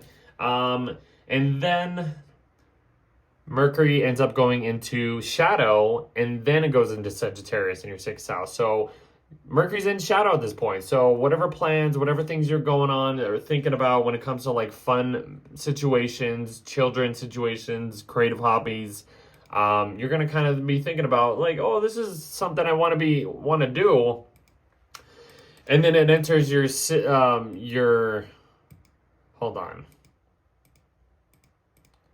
Then it enters your sixth house of Sagittarius, and you're just like, okay, like this might feel like a lot of information kind of coming at once when it comes to creating a systematic routine in your work situation, trying to be more open-minded or optimistic about certain things, maybe working with coworkers or just planning something to do with like physical health and stuff like that. But Mercury will eventually go retrograde, pull back, kind of readjust, recalibrate what situations you dealt with and stuff like that. So that's kind of how we end the month for you guys. Lot to talk about. I hope most of that made sense, but we'll see you in the next video. All right, Leos.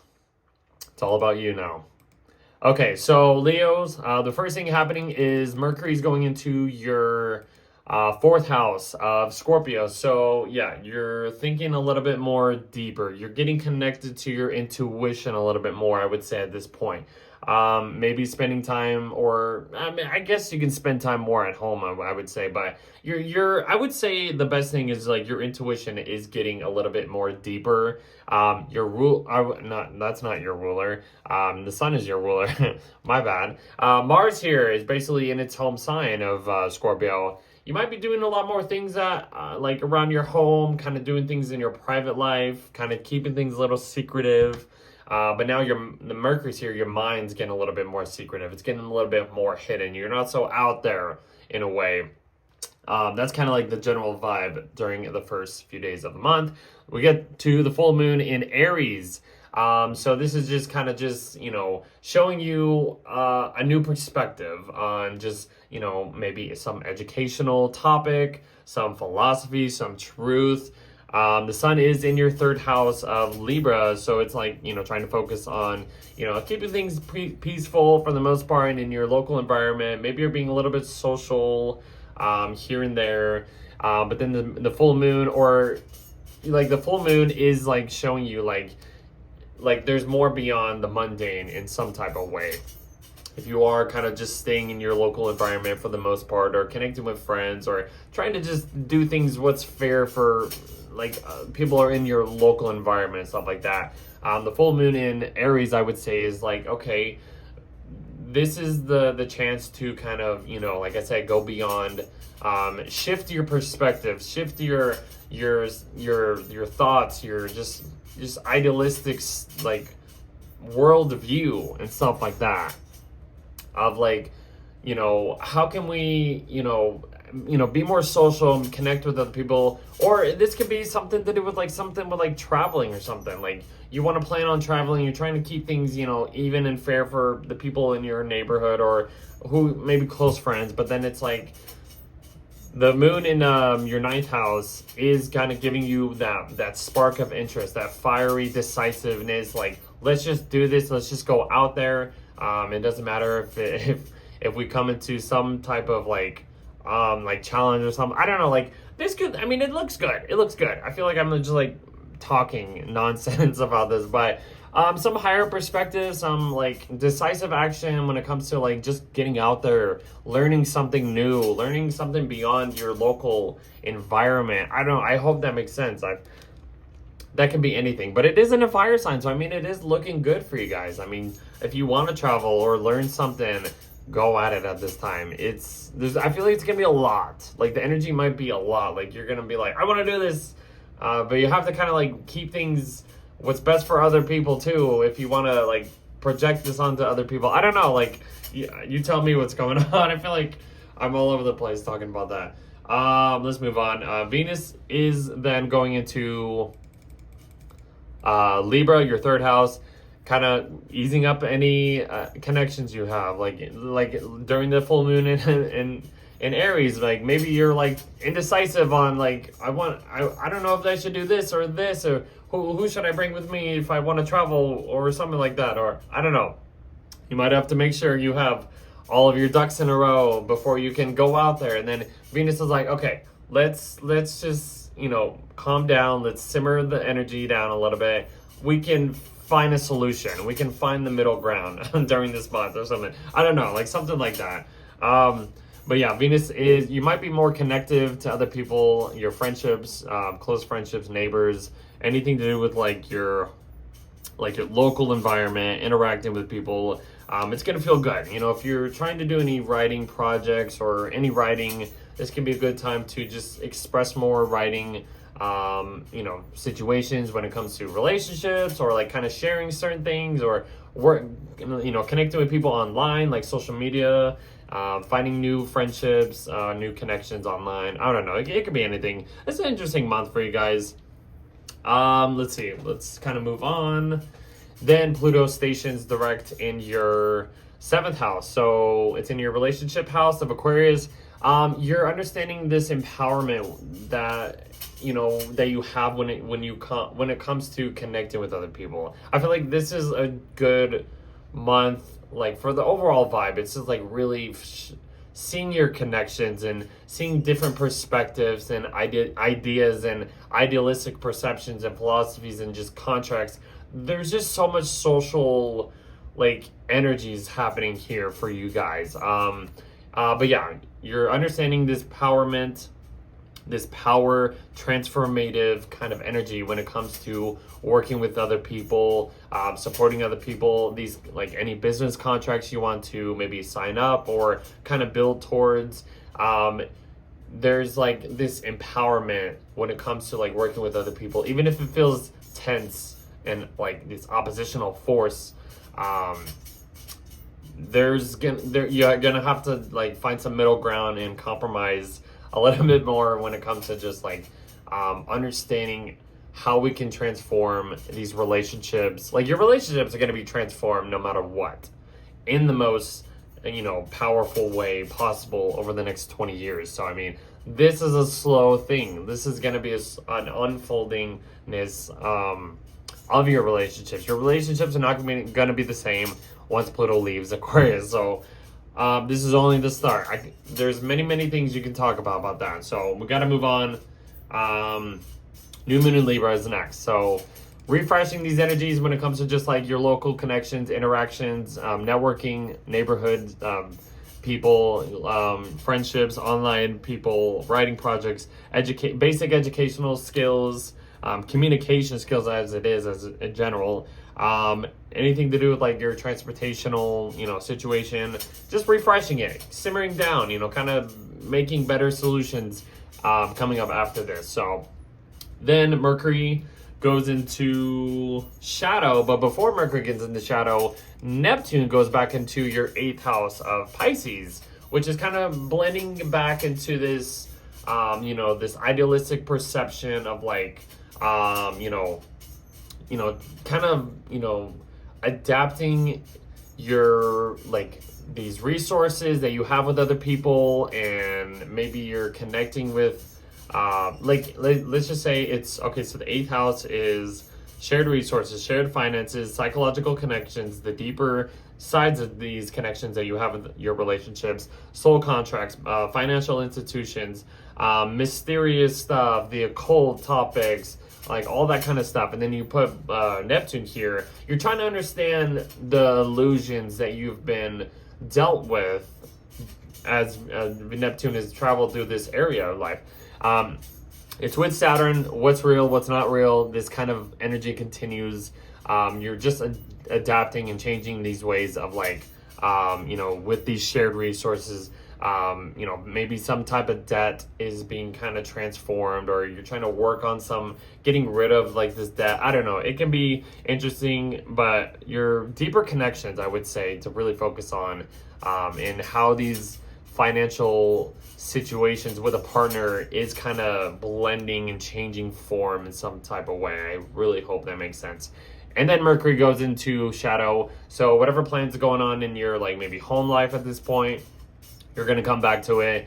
It goes into Sagittarius to kind of be a little bit more open for a second here, but you're going to end up pulling back on certain things. Maybe there's too much information coming at this time at you. It is fire. It's in a fire sign, which is nice, but I feel like this is going to be a little bit too much. You're going to be maybe optimistic about, oh, this is what I can create. This is what I can, work towards when it comes to like a hobby or something like that. But then you're going to end up having to get pulled back eventually. So I really hope that makes sense. I feel like that was a lot hard to describe, but I really hope most of that made sense for you guys. We'll see you in the next video.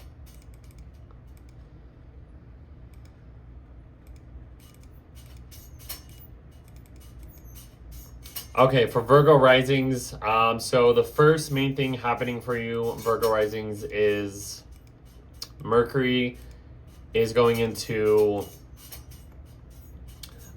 Scorpio in your 3rd house. So Mercury gets a little bit deeper, emotionally deeper in the way it's expressing.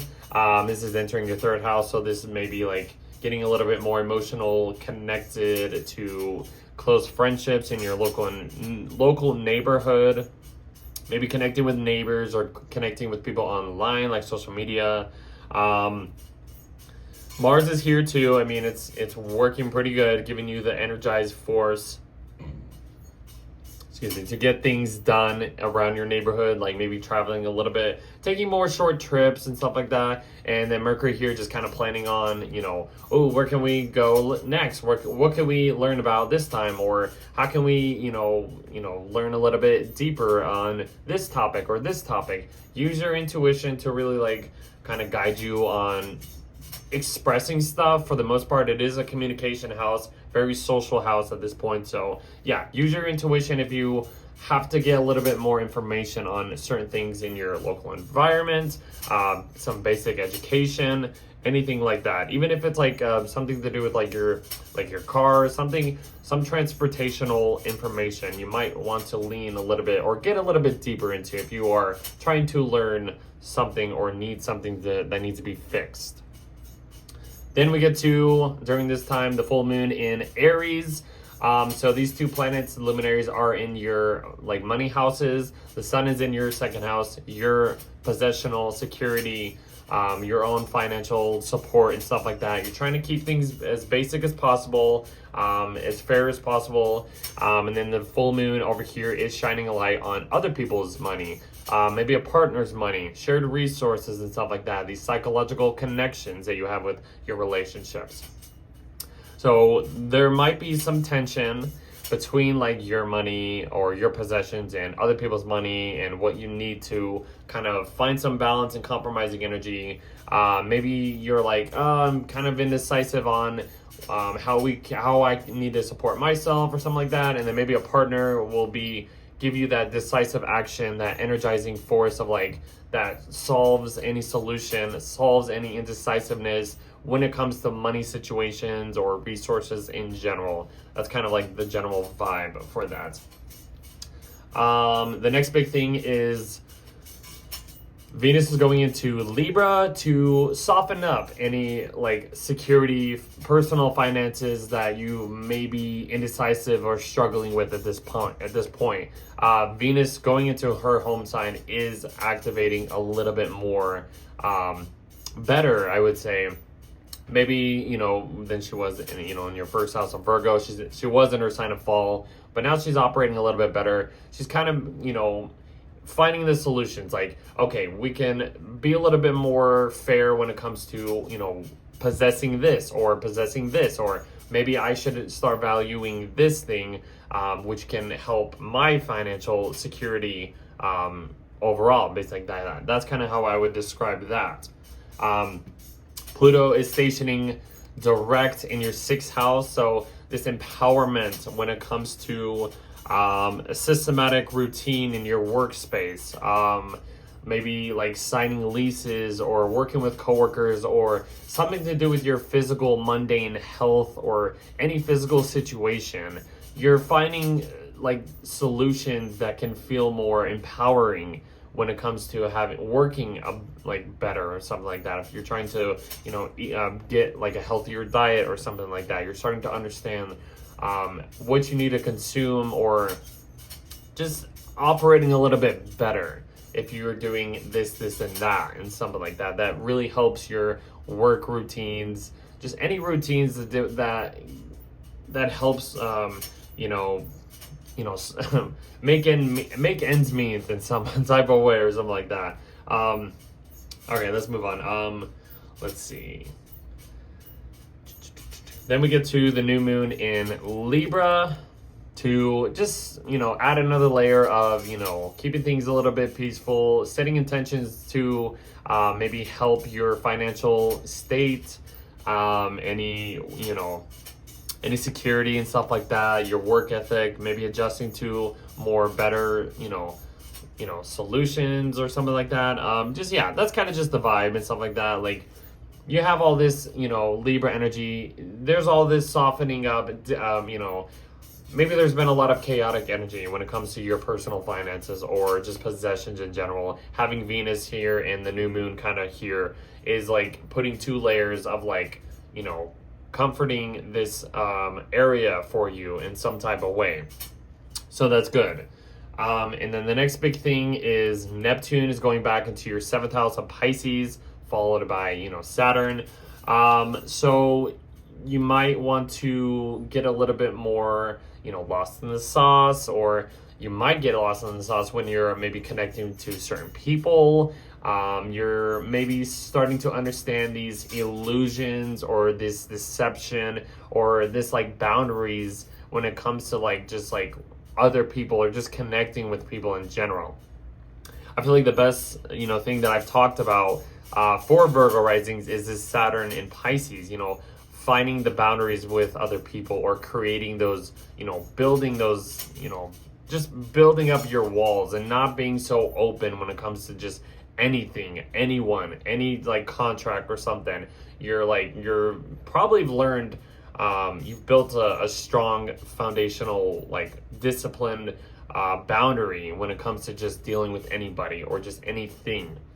Having Neptune here is kind of just dissolving these old situations, maybe old connections that you've had.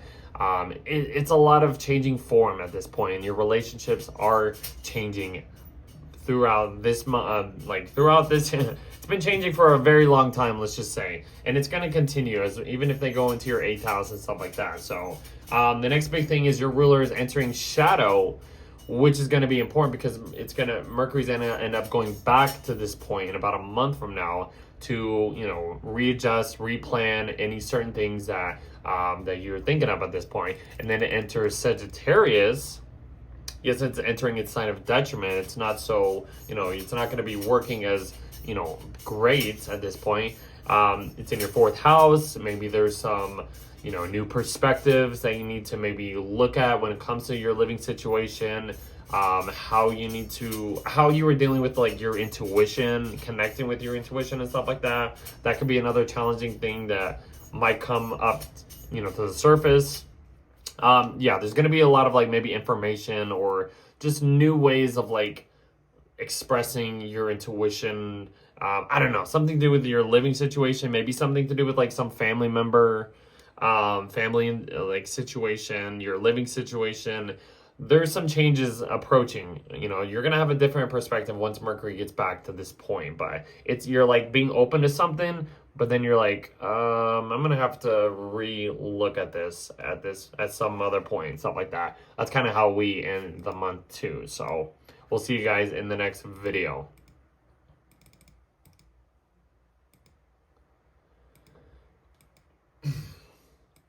We get to Libra risings. So if you are a Libra rising, this is going to be your astrological forecast for October.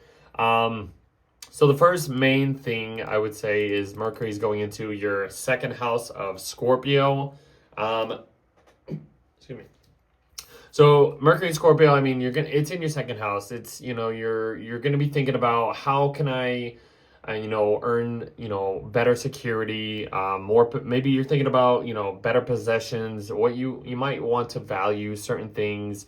You might want to get a little bit, you know, beneath the surface or kind of uncover certain things when it comes to your financial spendings, just financial, you know, state of mind in general. Yeah, it's going to be the whole, you know, situation with Mercury going into Scorpio and stuff like that. I mean, Mars is here too. You know, you're probably getting a lot more energized into, you know, gaining more possessions, gaining more financial things, or you just want to, you know, maybe spend a little bit more. Mars in the second house, you know, people who have this like to spend a little bit extra on a lot of things. So you're like cutting through your finances, and then Mercury here is like, okay, we got to maybe like understand what we need to cut out, what we need to like hold up on, or I don't know. You might want to, you might want more than what you need. Actually, I would say. So yeah, that's kind of Mercury in the second house of Scorpio. This is kind of during the full moon in Aries at this point, same time basically. So this is on your first and seventh house axis. So the full moon is in your relationship house. It's in Aries. There could be some heatedness, some confrontational energies, somewhat, or whatever. The sun is in your first house of Libra. You know, it's giving you the energized force to maybe just be more, like present a more peaceful, social, kind of just maybe somewhat indecisive type of energy and something like that. But then the full moon in Aries, you know, is presenting a more energized force when it comes to just like relationships, maybe reflecting on certain relationships, or these relationships can provide some type of like mirroring to help, maybe something to do with your personal image or something like that. I don't know. Like even if you're feeling some indecisiveness, the full moon in Aries can give you that decisive action, decisive solution when it comes to any compromising commitment issues or partnering up issues or something like that. That's kind of what this full moon in Aries is showing you at this point. So the next thing is going to be Libra, Venus going into Libra. Your ruler going into your first house. So this is just going to give you more ease, a more easier personal, you know, projectiveness, I would say, or impressions, I should say. Venus in the first house is going to give you also this beautified kind of look. Maybe you want to, you know, change up your style of, you know, just, you know, your clothing or just your image in some type of way. You want to, you know, you're going to have some type of beauty, extra beauty, I would say, because Libra risings have this beautified kind of look already because it's a Venus ruled sign. So you have the ruler coming into your first house to add that extra sparkle, I would say. to your personality. Maybe you're a little bit more social and you just kind of, yeah, it's nice. It's going to feel nice, guys. It's Venus. It's easing up anything that's been going on in Libra at this point too. So I've been kind of continuing that trend. So that's really nice. Pluto then is stationing direct in your 5th house. So you're understanding this empowerment when it comes to like creative hobbies or just any creative, some type of creativeness that you might have been maybe doing for for a while now. And you're understanding like, oh, I can do something with this. And this is like, can go beyond what I am normally, like what my normal situation is, because it's Aquarius. It's looking beyond the wall. It's looking to the future and stuff like that. And you're like, I can create these, I can do these creations, and it can basically blow up in the most powerful way, I would say. Like, that's kind of cool. So yeah, like any hobbies, any inspirations, any passions, like you are finally, like, this is just giving you the more empowerment to be more creative in some type of way. That's really cool, I would say. The next big thing is the new moon in Libra to, refresh these energies. I'm literally just talking about set new intentions. It's in your 1st house. So this is just maybe setting a new intention. You want to change something about your personality, your image, your approach to life, your outlook on life, your anything to do with you. You want to just maybe just like, change something about you. And this is just refreshing your being in some type of way, your soul in some type of way. Bringing some easiness, it's nice. It's not like it's just softening. It's an extra layer of a softeningness on top of Venus and Libra in your 1st house. You're being, it's like really nice, I would say, at this point. So enjoy that. Set some good intentions for who you want to be. I don't know. That's kind of what I would say. Neptune ends up going back into your 6th house of Pisces. So, I mean, yeah, Neptune and Saturn are back in your 6th house of Pisces. Yeah, I mean, I talked about Saturn last month about, going back to old responsibilities, trying to adjust these new, maybe systematic routines or forms that can eventually pay off in your long-term goals. Maybe you need to be more disciplined about certain work situations or whatever, health matters and stuff like that. Neptune going back into Pisces, you're understanding like these illusions of what has been presented to you, maybe in the way you are working, or something to do with some physical health. Like maybe you're understanding like maybe you didn't know something about like let's just say an illness, and you end up like finding something, I don't know, some physical illness or sickness or whatever, and you're like, okay, I need to work on this. I need to understand, like, I need to heal this wound or something like that. I don't know. It could be anything. This could also be something about a pet. Working with coworkers, you might have to adjust your perceptions on, working with it, or just your workspace is being changed up. The way you work is shifting. It's adapting. It's changing forms. That's kind of what I would just say. The next big thing is Mercury is entering its shadow in your 2nd house. So anything to do with like your personal finances, security, values, possessions, your work ethic, you're going to end up, having a different viewpoint when Mercury comes back to this spot. It'll eventually get into Sagittarius, kind of like opening this new perspective of like, it's in your 3rd house. So, I mean, it's like, you're learning about this new information around in your local area, but you're not fully getting all of the information, and you're gonna have to end up being pulled back to let me adjust my finances before I can maybe put more planning or more optimistic or like this vision I have into maybe communicating a little bit better, understanding information, something to do with like interacting with people like in person, your local area, social media, anything to do with like your transportational situation, like short-term traveling or something like that. Like there's a lot of information coming at you, I feel like, at this time, but then you're just gonna like, wait, let me kind of not put all of my chips in, and really understand this bigger perspective picture I'm being introduced to. So that's kind of how we end the month for you. So I mean, it's gonna be a shift. A lot of good of astrology happening though. I mean, a lot of good things happening though. Even though we got to get through this Mercury retrograde, not that big of a deal, I would say. We will see you in the next video.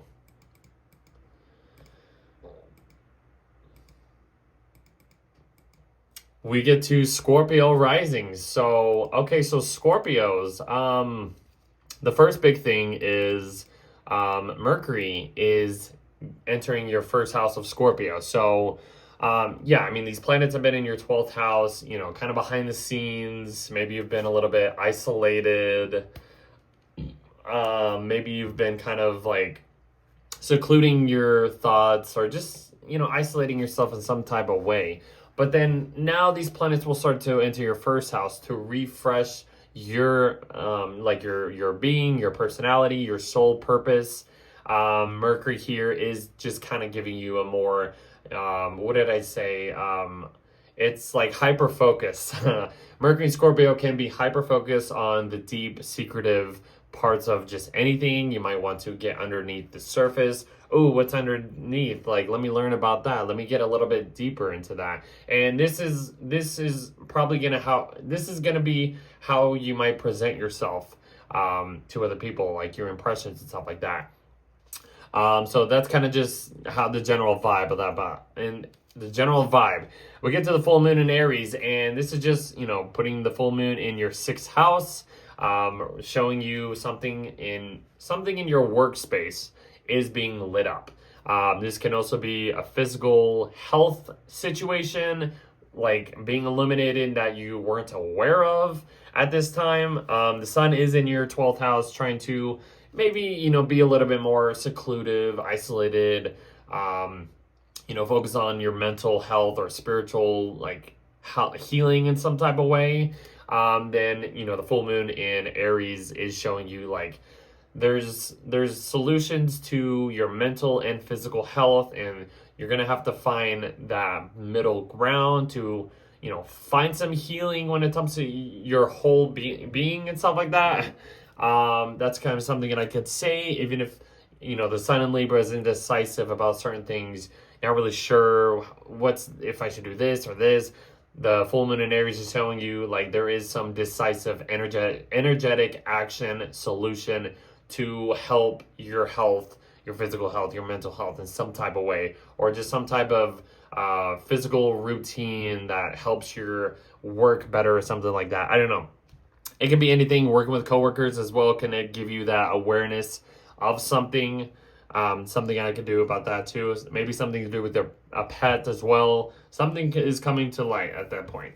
The next big thing is Venus is going into Libra. So it's entering your 12th house of Libra. This is just softening up any, all this stuff that's been going on in your 12th house of Libra. Just trying to create some ease, better solutions, just maybe secluding yourself a little bit more. Even if you like have a relationship or you're connected with people, you're kind of staying low key on certain things. You're not being so open. Like if Venus is in the 11th house, it might be a little bit uncomfortable, but it's a little open on, connecting with other people in some type of way. Venus going into Libra, and it's like, okay, I'm gonna just kind of stay in the background and, not be so performance, not show off a little bit of what I want or something like that. I don't know. But Venus in the 12th could attract more spiritual connections. So if you're interested in that or something, that's a possibility.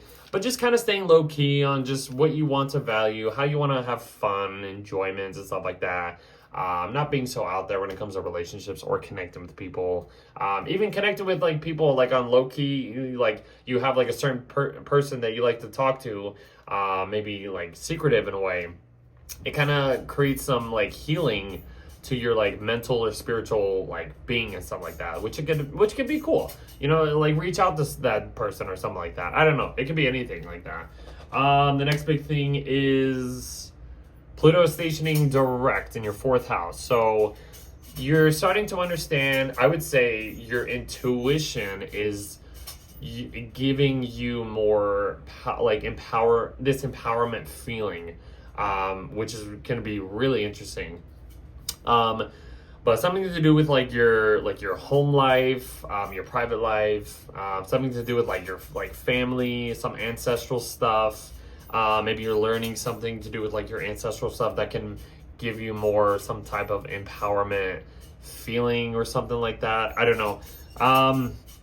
Maybe just like like it can be anything to do with like your home life, learning about some ancestry stuff, how you are maybe like taking care of yourself, taking care of other people. You can find more power in that. Your intuition, I would just say, would be the best like empowerment feeling that you are kind of being introduced to. It is squaring your Scorpio house, 1st house, so I mean there could be some type of tensions there, so kind of watch out for that, but that's kind of what I would say. Then we get to the new moon in Libra, which is just, it's literally at one of the last degrees in your 12th house. So it's like it's ending this cycle. It's refreshing all of this, maybe letting go of like old junk that you don't need, so you can enter, so these planets enter your 1st house and give you some fresh new energy and stuff like that. That's kind of how I would describe that. This ending of a cycle, and then you end up basically gaining this this energizing force as the planets go into the sign of Scorpio and stuff like that. So that's kind of what I would say there. Neptune is going back into your 5th house, and then there you have the sun entering your 1st house as well. So Neptune going back in your 5th house along with Saturn.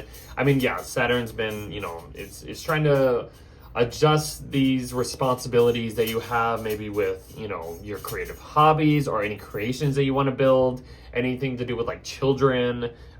Just, it might be putting a damper on anything fun, I would say, in some type of way, but it's trying to test one less theme in how you deal with like just your creations and children and stuff like that or whatever. Neptune going back into your 5th house of Pisces is like trying to have you understand these illusions, this deception of what's been presented to when it comes to like trying to be more creative or trying to have fun, but there's like these blocks, these like idealistic blocks and these like challenges that you're like, is this real? What's not real? Like there's a lot of like up in the air themes happening for you, perceptions and stuff. So, but I feel like you'll start to understand most of like this kind of stuff, because I mean these planets are just finishing this long cycle in the sign of Pisces, and then they're gonna fully move into Aries by next year. So little last minute touches, I would say. So and then you got the sun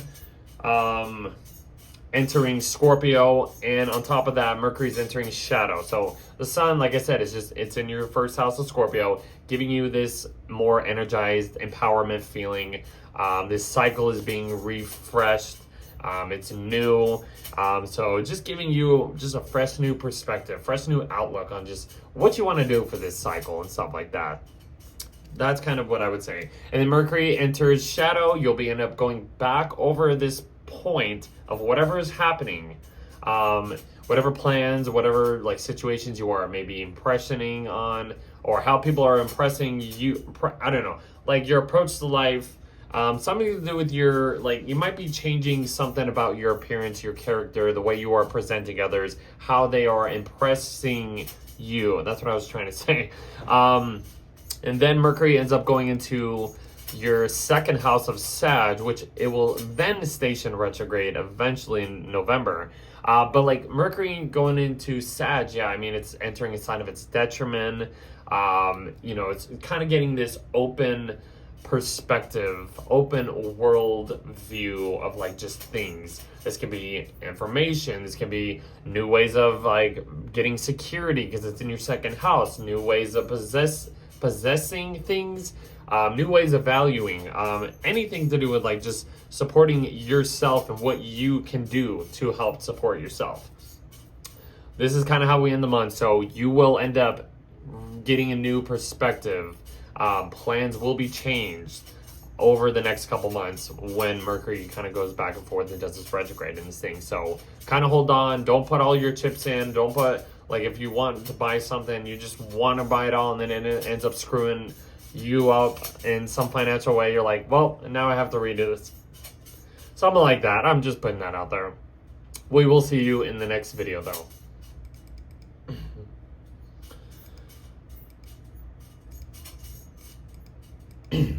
All right, for Sagittarius, I'm with you. I'm a Sag rising too, so let's get into it. So for Sagittarius risings, the first major thing is, whoops, hold on, let's backtrack again. Okay, the first major thing happening for us is Mercury's going into our 12th house of Scorpio. So a lot of seclusion continues for us. You know, we might want to stay low key on most things. Mars is here. We might be wanting to, you know, maybe go off into, an exclusive, like seclusive area, just to help some type of mental healing, some spiritual action that we might want to follow or some type of way. I did mention in the last month when Mars went into Scorpio that there might be some subconscious impulses that could be possible as well. So, I mean, we're going to have to watch out for that as well. Having Mercury come into the sign of Scorpio, our mind, our thoughts, our communications, what we are processing and what we are, receiving when we process information.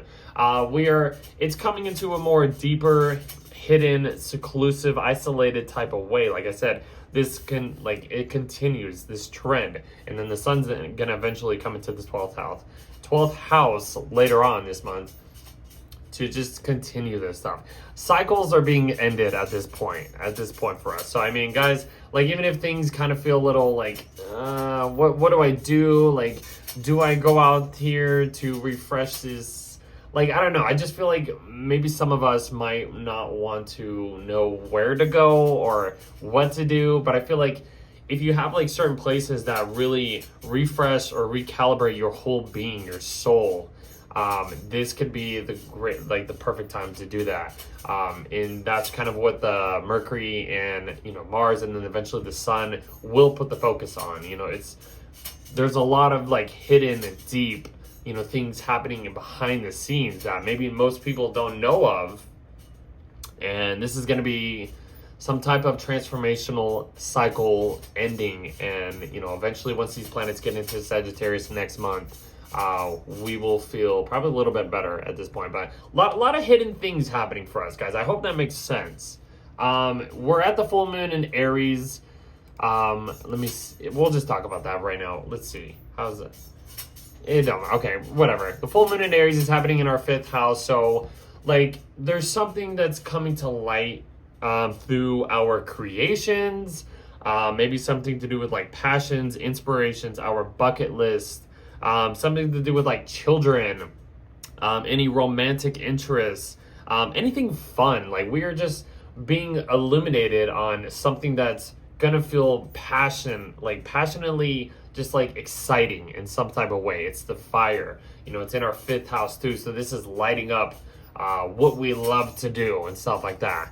The sun over here is in our 11th house of Libra, continuing this trend of like maybe focusing on group related situations, maybe focus on friends, spending time with friends, or just networking with people and stuff like that, trying to find the best opportunities for maybe ourselves, everybody else, maybe just better opportunities for like community service stuff, and I don't know, anything like that to do with like group related situations. But yeah, the full moon in Aries is going to be exciting. It can create some energetic, decisive action, decisional force that can help maybe solve any, this sun in Libra, sun in the 11th house kind of vibe here, something like that.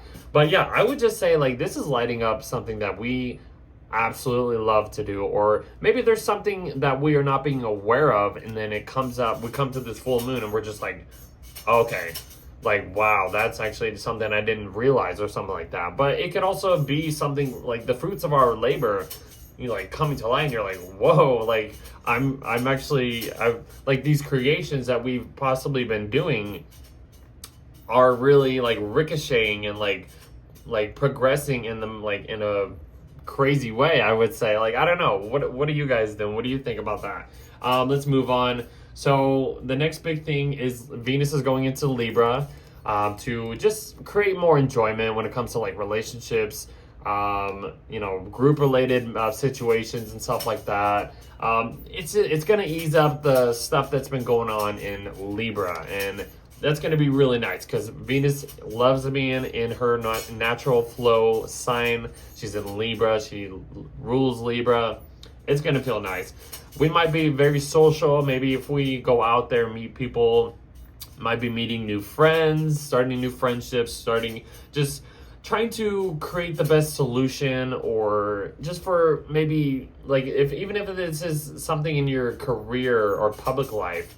And this could be like some profits that you are maybe selling or something like that. You can find some better solutions or some type of way to like sell some, you know, products, or start a trend that people kind of like, you know, end up liking, or just trying to see what's best for both sides and stuff like that. That's what I would say.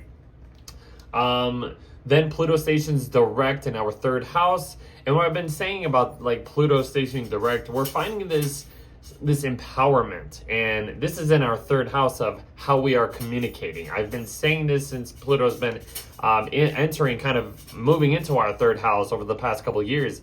Our communication is like transforming in like a more powerful type of way. And it's really exciting too.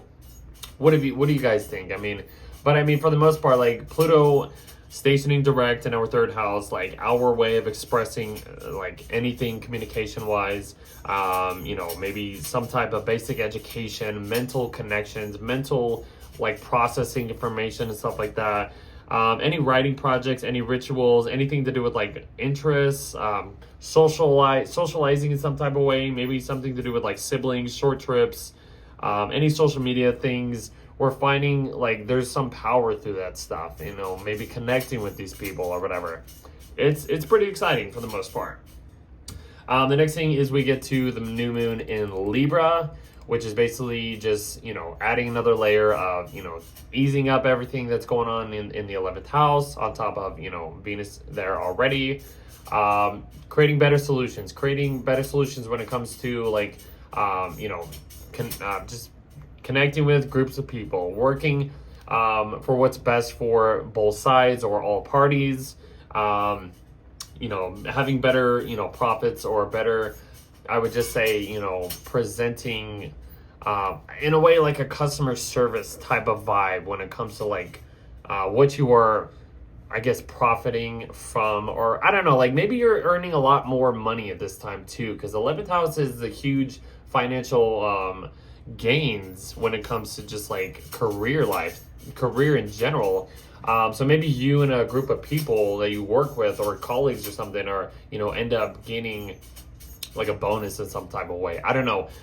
What else would I would say? I mean, your audience is just probably growing in some type of way, helping some type of like, you know, just your social like communication. You're like, I don't know, there's a lot of like your audience is growing, I would say. Like, we gotta move on, but yeah, that's a big thing. Let's see.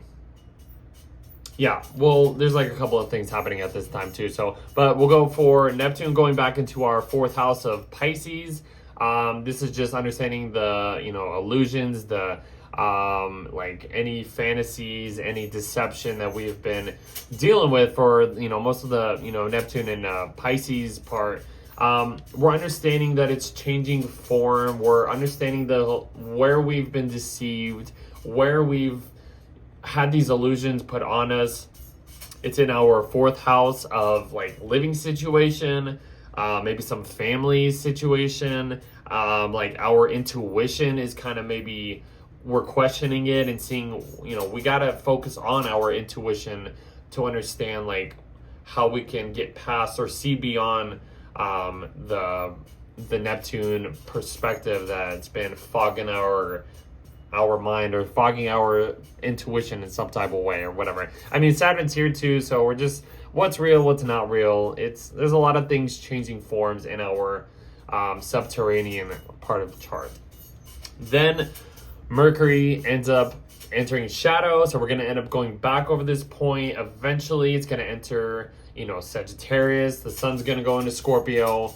That's kind of how we end the month. But Mercury basically, going into shadow in our 12th house, there's some like spiritual awareness that we are, I feel like, starting to be aware of, or something like that, or something is really cooking up in the back of our mind that we might not see until Mercury gets into Sag for a second, and we're like, okay, now we have this bigger perspective viewpoint on things of how we can move into the future, or how we can find a little bit more freedom in how we express ourselves or in our personality in some type of way. But then Mercury's going to go back into our 12th house of Pisces, not Pisces, 12th house of Scorpio, my bad, to readjust, recalibrate any of this stuff that's basically coming to light at this point. So don't put all your chips in.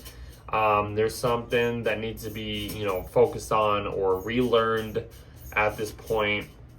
So yeah, maybe you might have to like let go of certain like addictions or certain ways of like just ending like cycles. A lot of cycles are ending at this point. I mean, that's kind of how we end the month. We can talk more about it next month, but the sun going into our 12th house is just continuing this trend of like, maybe isolating ourselves, secluding ourselves, going to places that feel spiritually healing, mentally healing, and stuff like that. That's going to be the continuation of this ending of a cycle and stuff like that. So we will see you in the next month.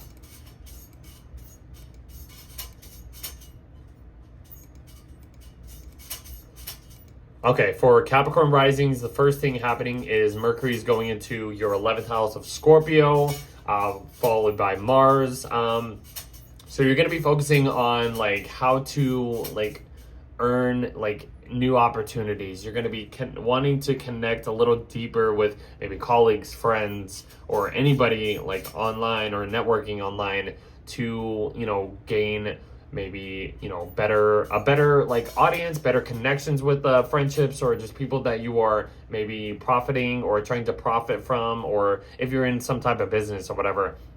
Mars is giving you the ambition to maybe go after these opportunities, and no matter what costs it costs, or whatever the case is. Mercury is just thinking about these opportunities, thinking about how we can, get beyond the surface of, approaching any like lifelong goals that we want to achieve and stuff like that. Maybe it's earn some type of huge financial gains in your career when you work with, groups of people or something like that. This is what is going to start to be the trend over, these planets going to your 11th house of Scorpio and stuff like that. So the sun will eventually get there at that point too. We get to the full moon in Aries.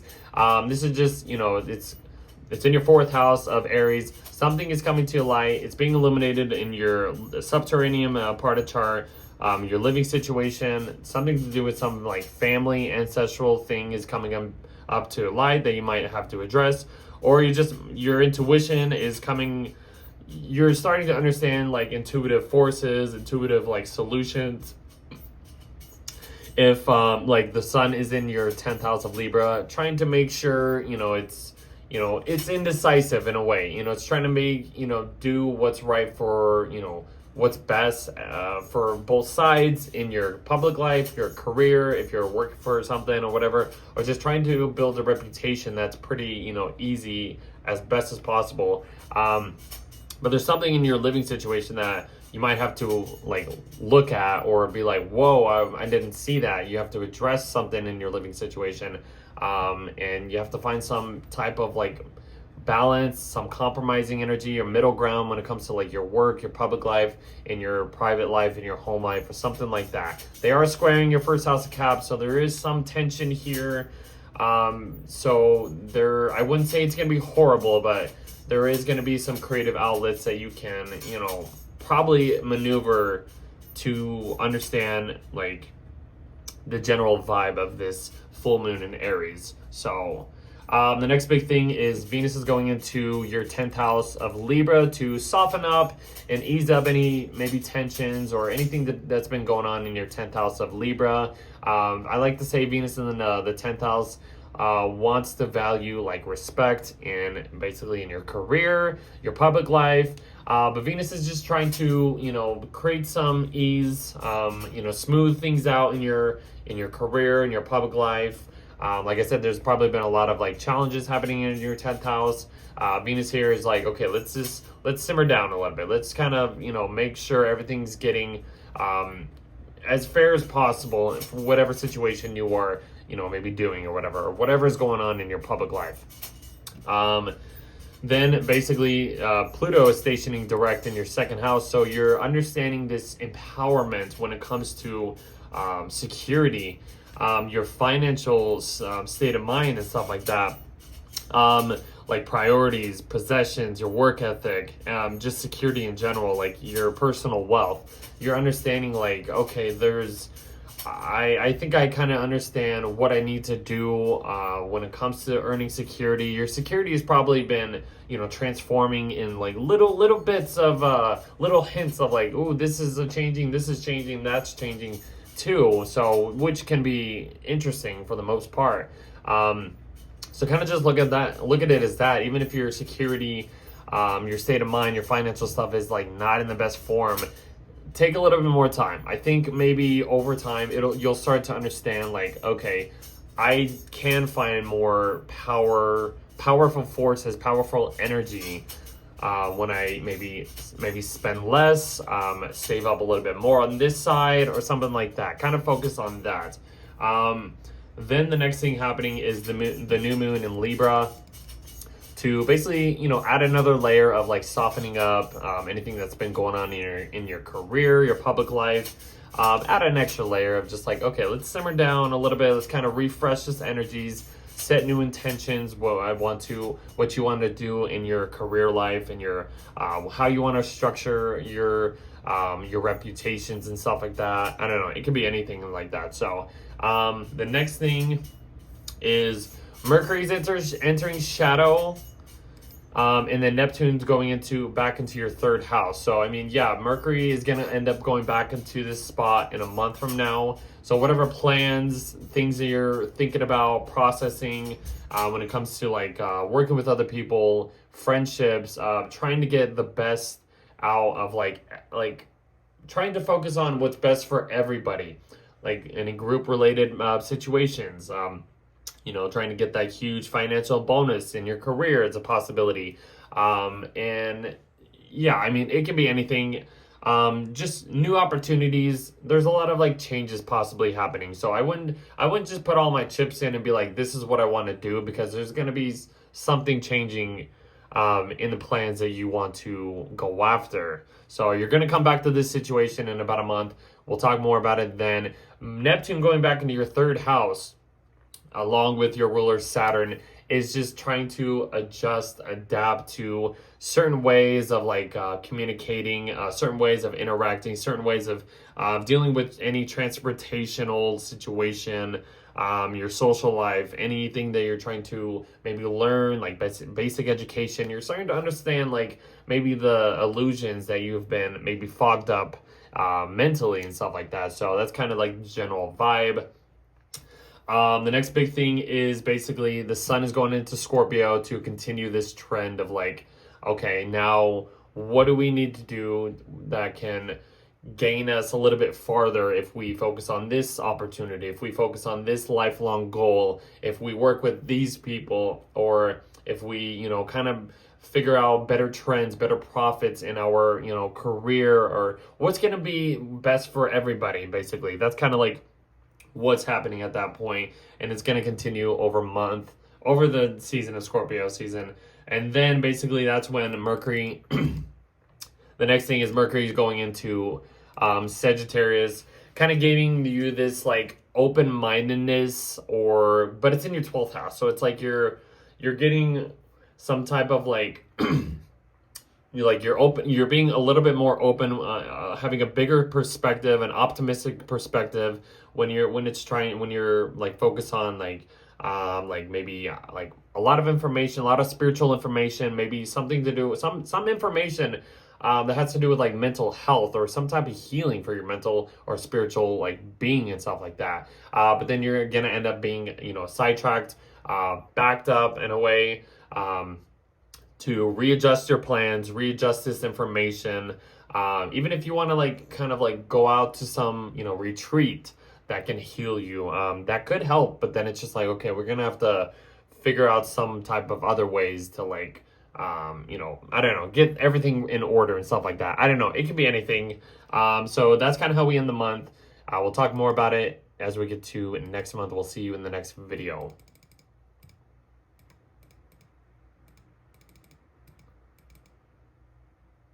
Okay, so for Aquarius risings, so the first major thing happening for you is Mercury's going into your 10th house of Scorpio, and that's during the full moon in Aries as well. So Mercury focusing on, you're putting your mind, your focus, your communication on, you know, your most public area of your chart. Excuse me. You might be, you know, wanting to get a little bit more deeper or learn some type of information or skill that can help your reputation a little bit better. You have Mars here, which has been, you know, operating a little bit to the max. There might be some tensions here or some challenge having these planets square your first house or anything in your first house of Aquarius. So something to do with like authority figures, or I don't know, people just in your career might kind of rub you a little bit the wrong way in some type of way. So you like, I mean, having Mercury here, you're going to have to like kind of, you know, focus on, just hyper focus on how we can just like change forms in some type of way of like your reputation or some structure you might have to adjust to, or responsibilities. I don't know. This trend will continue as these planets go through your 10th house.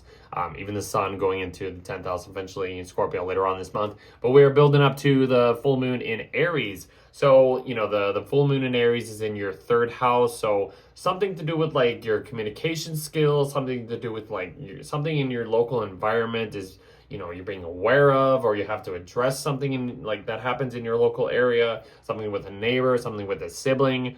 Something to do with like some social media type of thing, or mental interactions, or anything to do with like your transportation in general. There has to be something like that you're being aware of, and you're like, oh wow.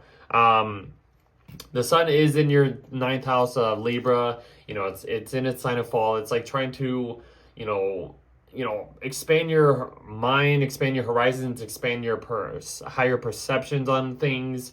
Trying to learn maybe new philosophies, some educational thing to like, you know, really maybe political views as well. You're like trying to just like expand that in some type of way or focus on all that stuff. But then it's just like the full moon is like, okay, let's come back down and look at the facts. What information are we actually getting that can actually give us more decisive action to maybe do this, that, expand our horizons, traveling that over there, or some type of way. Like it's like traveling situations, educational situations. It's like kind of being like, you know, push-pulled at this time for you guys. I mean, it could be anything. That's kind of what I would say. The next big thing is Venus is going into her home sign of Libra to soften up anything that's been going on in your 9th house. You might want to value more of a higher perspective. You might want to value more philosophical like topics or relationships, or just, you know, foreign people. You might want to attract all of that stuff, or find some middle ground and fairness and stuff like that. Like there's going to be a lot more connections to maybe foreign places or foreign people or foreign topics that you want to attract, that you might be like, ooh, this seems interesting and something like that. So I don't know, it could be, you know, you could be traveling somewhere and you meet somebody, you're like, oh, this person's actually really interesting, I find that attractive, or something like that. I don't know, it could be anything. Learning, education, traveling, philosophies, principles, legal matters, institutions, anything to do with just like, you know, but it's easing up all of this area for you guys. So it can be exciting. Then Pluto stations direct in your 1st house. So Pluto in your 1st house has probably been very interesting. You're finding this empowerment feeling when it comes to your personal outlook. If you are an Aquarius rising, Not Aquarius sun, I would say. But if you have Aquarius sun, like you can maybe start to feel those hints of like this empowerment that you have when it comes to your impression, your identity, how you are presenting yourself, your approach to life. You're understanding like these little hints of like, wow, there's some power through my impressions, my viewpoint, my just personal being and stuff like that. Like I feel like it's weird, but it's probably really interesting for you guys too, even if it feels a little intimidating. Like if like other people might feel maybe intimidated by this, but I don't know. But this is an interesting trend. It's going to be here for a very long time. So little hints, I would just say. The next big thing is that we're getting to the new moon in Libra. That is just adding another, layer of just ease. Okay. So adding another layer of like just easing up this area of life for you, maybe setting new intentions on maybe, I want to travel this place, or you're planning your future travel plans or something or whatever. Or you're just, you're expanding your horizons by maybe, or expanding your perceptions by learning some higher educational topic or something like that. Or you get into this foreign topic and you're just like, you want to get into more foreign topics as well. I don't know. It could be anything. Traveling, foreign topics, religion, if you're into that too, legal matters. Try and just, ease up everything at this point. That's kind of what's going on. So, and then at that point, Mercury's entering its shadow, and then Neptune goes back into Pisces in your second house. So, I mean, yeah, we can talk a little bit more on, Mercury going into shadow, whatever plans, whatever you're thinking about in this like career, public type of way. Maybe you're like, I want to change my career, or I want to change this reputation or this skill that I've been maybe building this structure on in my career, my public life in some type of way. But then you're going to end up having to change plans over the next couple months. So we'll get back to that in a sec. Neptune going back into your second house of Pisces. So, I mean, followed by Saturn. I mean, yeah, these Saturn and Neptune, what's real, what's not real. And when it comes to like your security, your personal finances, like what you want to possess, and like what your priorities and your work ethic, and just stuff that you need to own or you want to own. There's a lot of adjustments happening. There's a lot, like nothing's probably feeling right. Nothing's, but it's trying to make you understand, like, maybe you need to, spend a little bit more time to build a better security, a secure financial state, situation that you need. Neptune coming back into your second house is you're understanding these illusions and how you've been deceived when it comes to like, owning something or security in some type of way. It's like this heaviness, but then also this blendable kind of energy kind of coming back into your security, your financial possessions and stuff like that. It's weird, but just finishing up certain things before we can, it fully leaves this area for you guys. But then, then the sun goes into Scorpio just to continue this, Scorpio stellium kind of happening here for like a little bit. Your reputation, responsibilities, your public life, career, just your role that you want to play and stuff like that. Like you might have some tensions going on in career life, against you and how you are presenting yourself, something like that. But this will pass. I mean, it's little challenges in your career. Like, okay, you might have to adjust certain ways. That's kind of what I would describe this energy as. But then basically, Mercury leaves the 10th house and enters your 11th house of Sagittarius, and then this is where Mercury will eventually station retrograde next month. But you are kind of like being open to these new opportunities, these new perspectives of like, ooh, if I, I have to be more open-minded if I want to get this and that, or if I want to focus on this life goal or this opportunity, or if I have to work with these people, how are we all going to get the best, best out of every situation or best possible outcome if I'm working with these people, focusing on friendships or just any community service, some type of way, opportunity, lifelong goal. You're going to be thinking about all this stuff, but then you're going to have to pull back and readjust these plans before you can fully put all your chips in. So that's kind of that's how we end the month for you guys. So we will see you in the next video.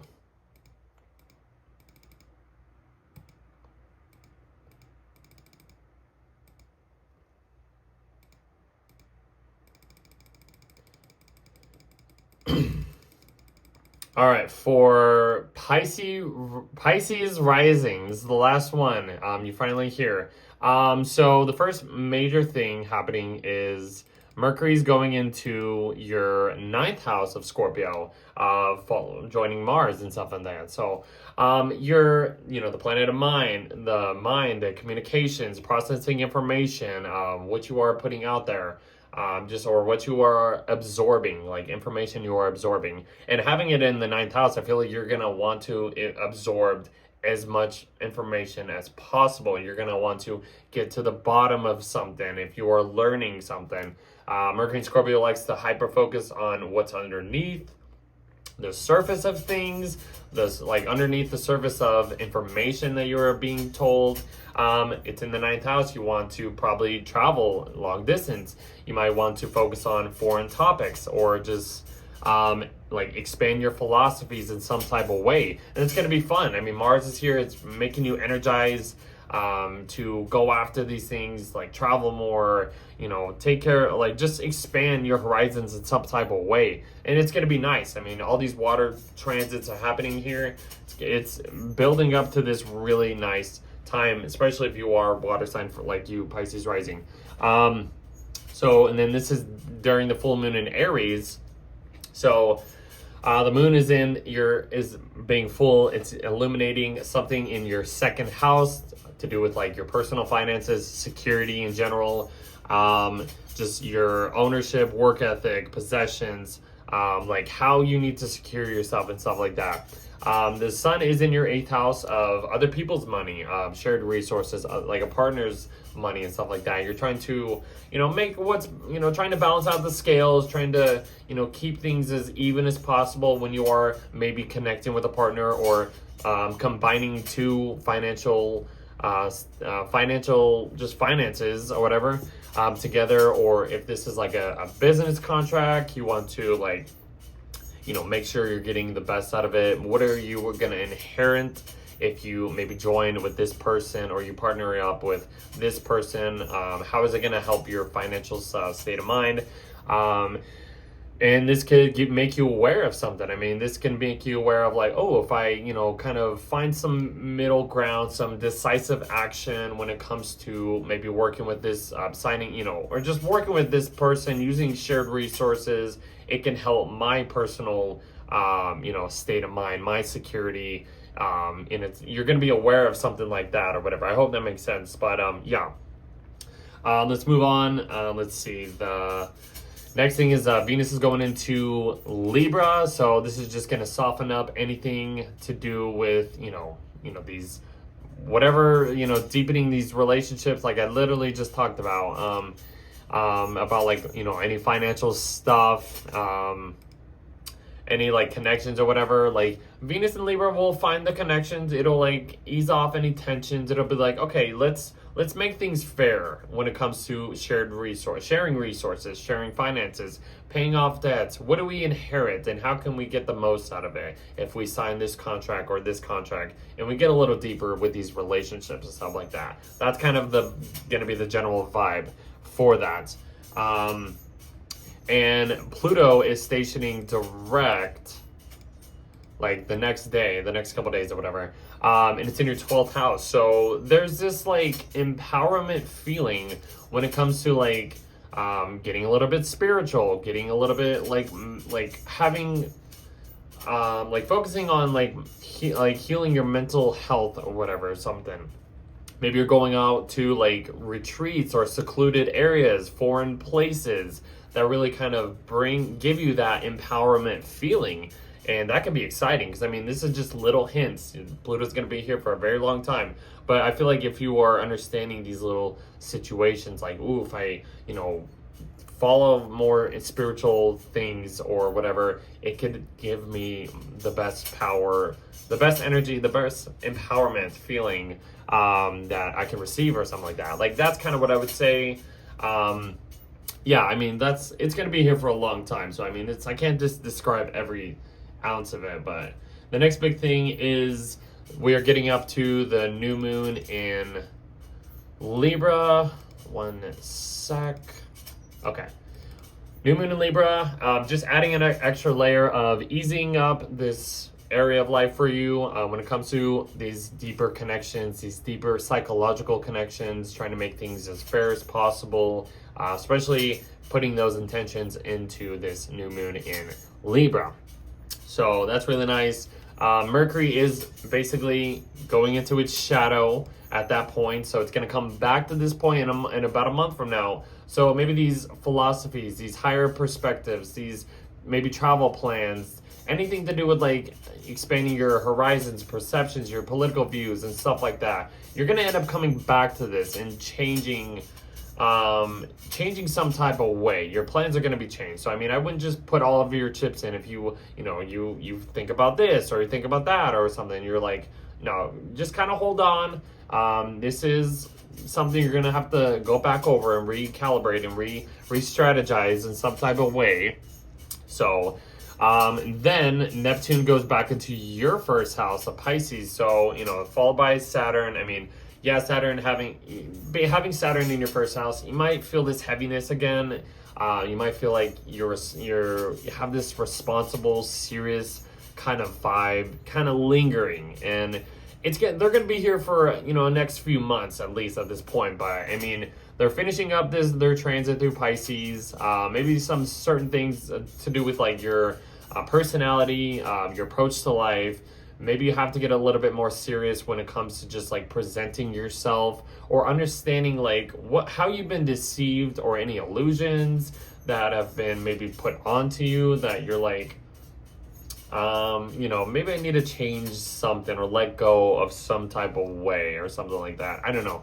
It could be anything. What else could I say? I mean, there might be some like decisive, like, I don't know, but decisive, like heaviness that you might need to, like Neptune, Saturn, what's real, what's not real. And it's putting it on your personality, your personal image.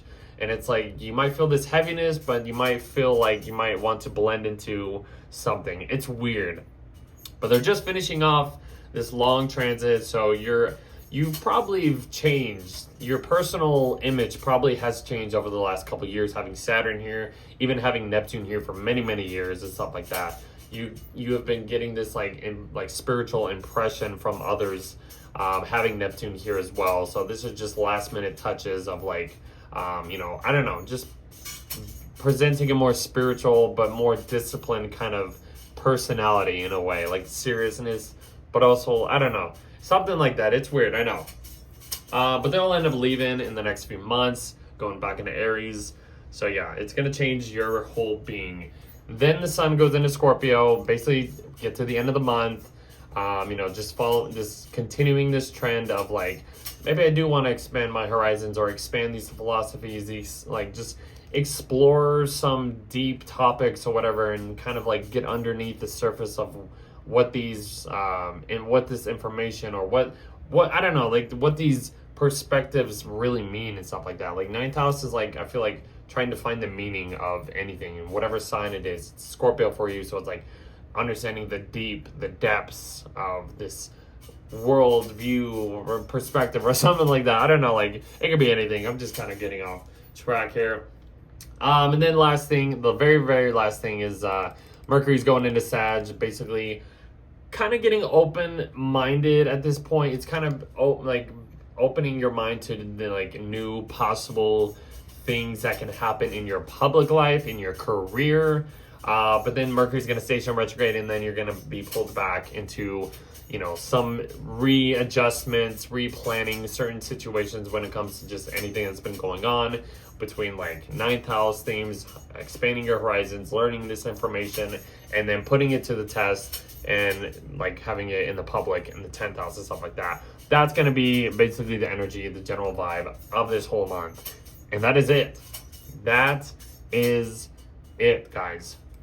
Thank you all for being here. If you are still here, October is going to be a huge month, guys. October is going to be a huge month. I'm glad that at least the video is not as long as the last one, but it's still kind of up there. But this is kind of the general like amount of time that I usually do for these videos. So please like, share, subscribe, follow me on Patreon, follow me on Spotify, follow me on YouTube, follow me on Instagram, follow me on TikTok. Do it. You will not regret it. Follow my merch. Go check out my merch. Libra merch and Scorpio merch will be out at this point. I should have mentioned that earlier in the video, but you're hearing it now if you are still here. So thank you very, very, very much. I absolutely love all of you.